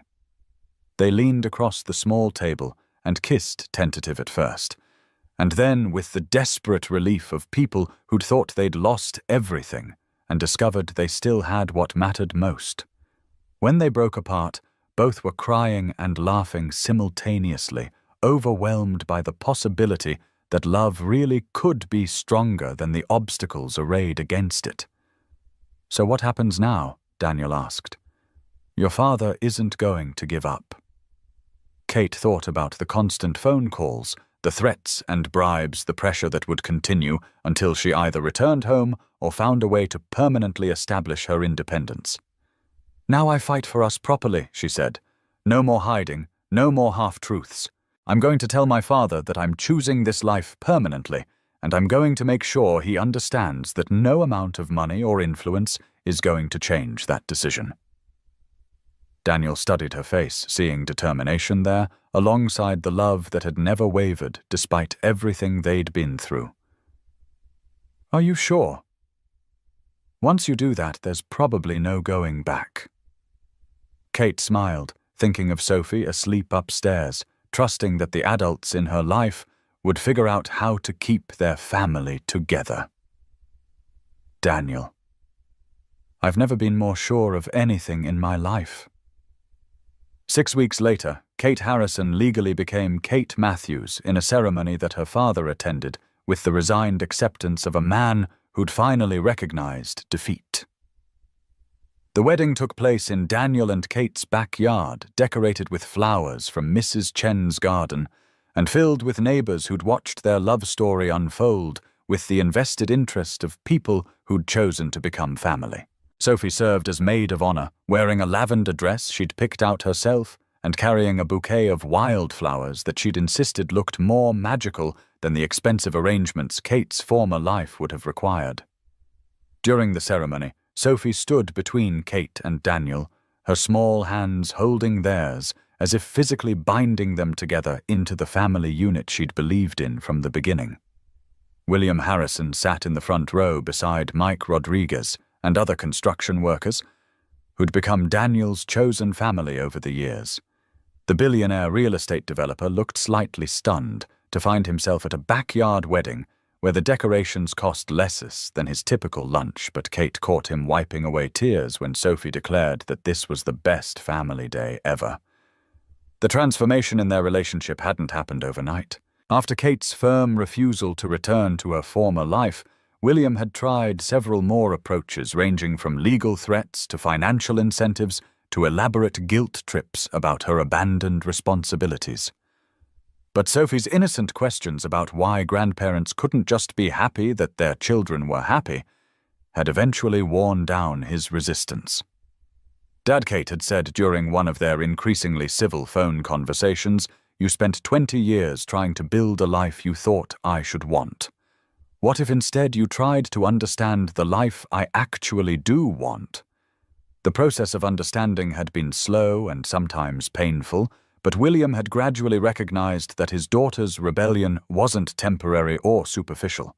She'd found something in Daniel's modest house that all his wealth couldn't replicate: genuine happiness based on mutual love rather than mutual benefit. Kate's new life bore little resemblance to her old one, and she treasured every difference. She'd gotten a job teaching art classes to children at the local community center, using skills her expensive education had provided to serve kids whose parents couldn't afford private lessons. The pay was modest, but watching 7-year-olds discover they could create beauty with their own hands was worth more than any trust fund dividend. Daniel had initially worried about Kate adjusting to a budget that required careful planning and occasional sacrifices, but she'd embraced the challenge with enthusiasm that surprised them both. She clipped coupons with the dedication of someone solving complex puzzles, comparison shopped for groceries like an accountant balancing spreadsheets, and found genuine satisfaction in making their household finances work through cooperation rather than unlimited resources. "Look," Kate announced one evening, proudly displaying their monthly budget that she'd managed to balance while setting aside money for Sophie's college fund. "We can afford to take Sophie to that science museum she's been wanting to visit." Daniel marveled at his wife's joy over financial accomplishments that most people would consider ordinary. But for Kate, every successful budget month represented proof that she could build a life based on planning and teamwork rather than endless resources and other people's management. Sophie thrived under the attention of 2 parents who were genuinely invested in her daily happiness. Daniel continued to handle morning routines and bedtime stories while Kate took over homework supervision and creative projects. Together they attended school events, soccer games, and art shows, with the proud dedication of parents who'd chosen each other as much as they'd chosen their daughter. The neighborhood had embraced Kate as completely as Sophie had from the beginning. Mrs. Chen taught her to garden sharing vegetables and advice with equal generosity. Other families included them in potluck dinners and backyard barbecues, accepting Kate as Daniel's wife rather than William Harrison's daughter. "I never knew community could feel like this," Kate confided to Daniel one evening as they watched Sophie play with neighborhood children in their front yard. "Growing up, our neighbors were business associates or social contacts, people who could help advance my father's interests rather than people who might need help with their groceries or babysitting." Daniel smiled, remembering his own childhood in a similar neighborhood where everyone looked out for everyone else's kids and borrowed tools freely without keeping complicated ledgers of who owed what to whom. "It's different when people choose to care about each other instead of being paid to," he agreed. The most challenging aspect of Kate's new life wasn't financial or social, but emotional, learning to accept love without earning it. Learning to trust that Daniel and Sophie's affection wasn't conditional on her performance or usefulness had required months of patient reassurance from both of them. "You know we love you when you burn dinner, right?" Sophie had asked one evening after Kate's attempt at a new recipe had resulted in a smoke detector symphony and takeout pizza. "You don't have to be perfect for us to want you here." Daniel had watched his wife's face during that conversation, seeing the exact moment when Sophie's innocent acceptance helped Kate understand that their family operated on principles of grace rather than merit. 3 months into their marriage, Kate discovered she was pregnant. The announcement came during their Saturday morning pancake ritual, with Sophie cheering so loudly that neighbors probably heard her 3 houses away. A baby, Sophie declared, already planning elaborate big sister activities. "I can teach it about books and dinosaurs and how to tell when Daddy's pancakes are actually round." Daniel's joy was quieter, but no less profound. Watching Kate place her hands over her still, flat stomach, with wonder and gratitude, he recognized the completion of their family circle in ways that went beyond biology or legal documents. "Are you happy?" Kate asked that evening as they lay in bed, her head on Daniel's chest, listening to the steady heartbeat that had become her favorite sound. "I'm more than happy." Daniel set his hand gentle on her hair. "I'm home. We all are." Through the walls they could hear Sophie talking to her stuffed rabbit about all the things she planned to teach her new brother or sister, her excitement carrying clearly through the small house that had become the center of their universe. Outside, autumn was settling over their quiet neighborhood, promising the kind of winter that families spend together, creating memories that would last long after the snow melted. Inside, 3 people who'd chosen each other despite every practical reason not to, prepared for the expansion of a love that had already proven strong enough to survive anything the world could throw at them. Kate fell asleep listening to Sophie's planning session and Daniel's gentle breathing, surrounded by the sounds of real life, real family, and real happiness that no amount of money could have purchased, but that love had provided freely. 2 years after Kate first answered Daniel's simple room rental notice, their family had settled into rhythms that felt as natural as breathing. The small house had been expanded slightly. William Harrison's wedding gift had been a contractor who'd added a nursery and updated the kitchen without changing the essential character that had drawn Kate home in the first place. Baby Emma Matthews was 6 months old, a cheerful infant with Daniel's dark eyes and Kate's determined chin, who seemed to find everything in her world endlessly fascinating. Sophie had embraced big sister duties with the enthusiasm she brought to every important project, appointing herself head of baby entertainment and protector of nap schedules. "Emma likes it when I read to her," Sophie announced during their Sunday morning family breakfast, bouncing the baby gently on her lap, while Kate finished preparing pancakes that had finally, after 2 years of practice, achieved something approaching circular. "She likes it when anyone pays attention to her," Daniel observed, reaching over to smooth baby hair that was sticking up at impossible angles. She's not particular about her audience. Kate smiled as she watched her family interact around their familiar kitchen table, marveling at how complete this life felt despite, or perhaps because, of its wonderful ordinariness.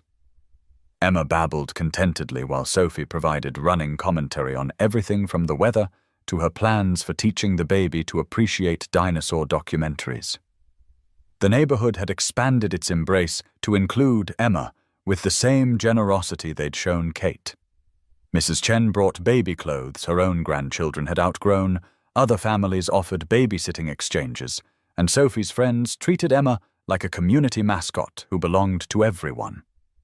William Harrison visited monthly, his initial awkwardness around domestic life gradually replaced by genuine engagement with his growing family.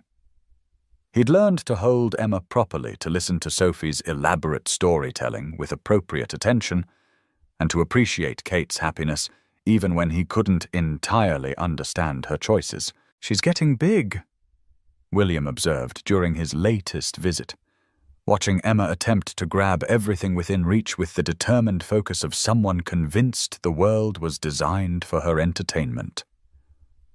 "She's perfect," Sophie declared, with the absolute certainty that had characterized all her pronouncements about family members.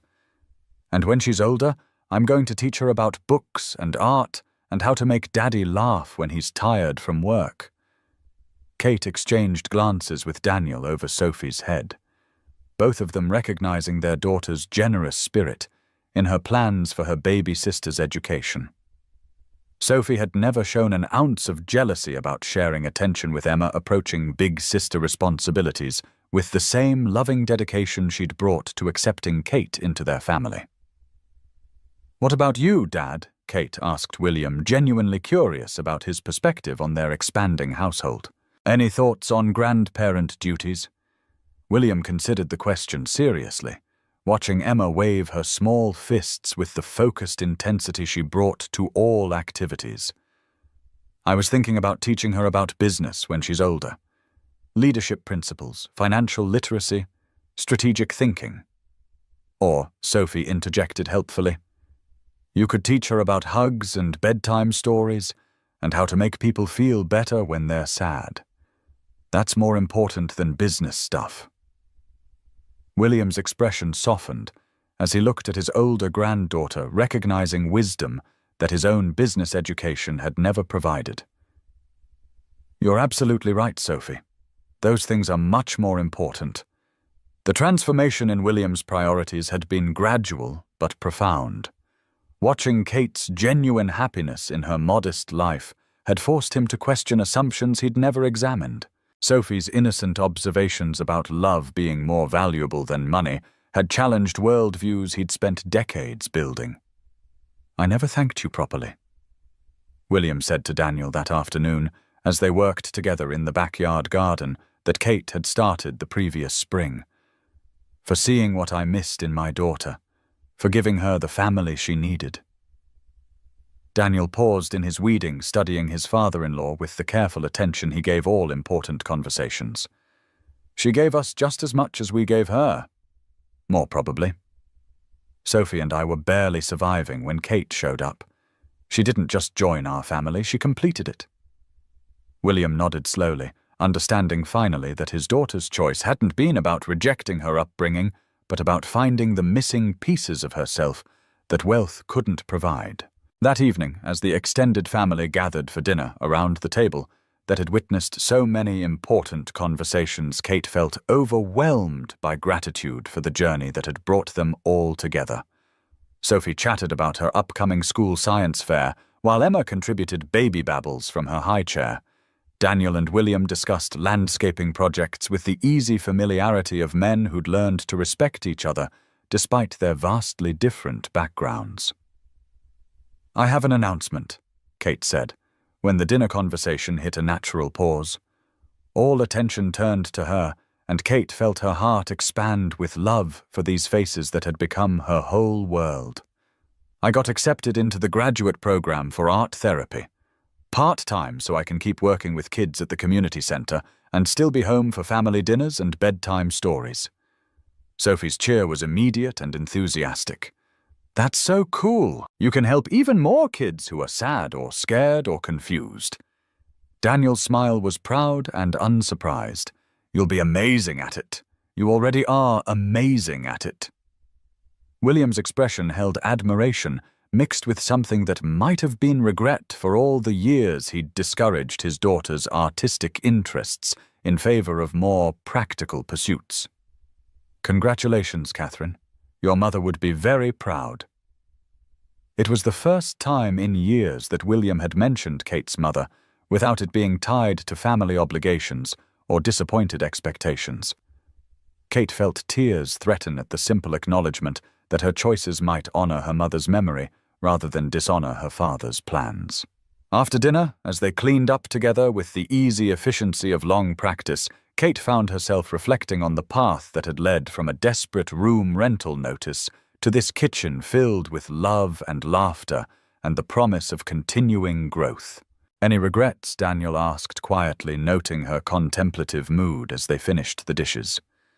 Kate looked around their small kitchen, taking in Sophie's latest artwork on the refrigerator, Emma's high chair still decorated with evidence of her enthusiastic eating style, Daniel's work boots by the back door waiting for tomorrow's labor. Not one, she said honestly. This is exactly the life I was meant to live. It just took me 20 years to find the courage to claim it. Daniel pulled her close, and Kate melted into the embrace that had become her safest place in the world. Through the kitchen window, she could see William pushing Sophie on the swing set he'd installed as an early birthday gift. Both of them laughing as Sophie demanded to go. "Higher, higher, I love you, Daniel," said against her hair, the words carrying the weight of 2 years' worth of shared challenges, growth, and deepening commitment. "I love you too," Kate replied. "All of you. This whole beautiful, complicated, perfect family we built together." Emma's babbling drifted from the living room where she was having an animated conversation with her stuffed rabbit. Sophie's laughter rang out from the backyard, and Kate realized this was what forever looked like. Not a fairy tale ending, but a real beginning that would continue to unfold in kitchens and bedrooms and neighborhood streets for decades to come. Sometimes the richest life came from the simplest choices. Sometimes home wasn't a place, but a collection of people who chose to love each other every single day. And sometimes, if you were very lucky, you found both in a small house, where love mattered more than money and family was built by heart rather than blood. Friends, if this story touched your heart the way it touched mine, if it reminded you that real love sees past wealth and status to the heart beneath, please don't just watch and walk away. Hit that subscribe button and join our channel family for more stories that restore your faith in human connection. Share this story with someone who needs to remember that the most precious treasures aren't found in bank accounts, but in the hearts that open their doors to love. And remember, family isn't always about blood or circumstances. Sometimes it's about the courage to choose each other again and again until forever becomes as natural as breathing. If this story moved you, please give it a thumbs up and share it with someone who needs to hear that second chances exist, that love conquers all obstacles, and that sometimes the family we need finds us exactly when we need them most. Your support helps us bring more heartwarming stories like this one to families around the world. Until next time, keep believing that broken doesn't mean beyond repair, and that sometimes the best families are the ones we build ourselves one choice, one day, one heart at a time.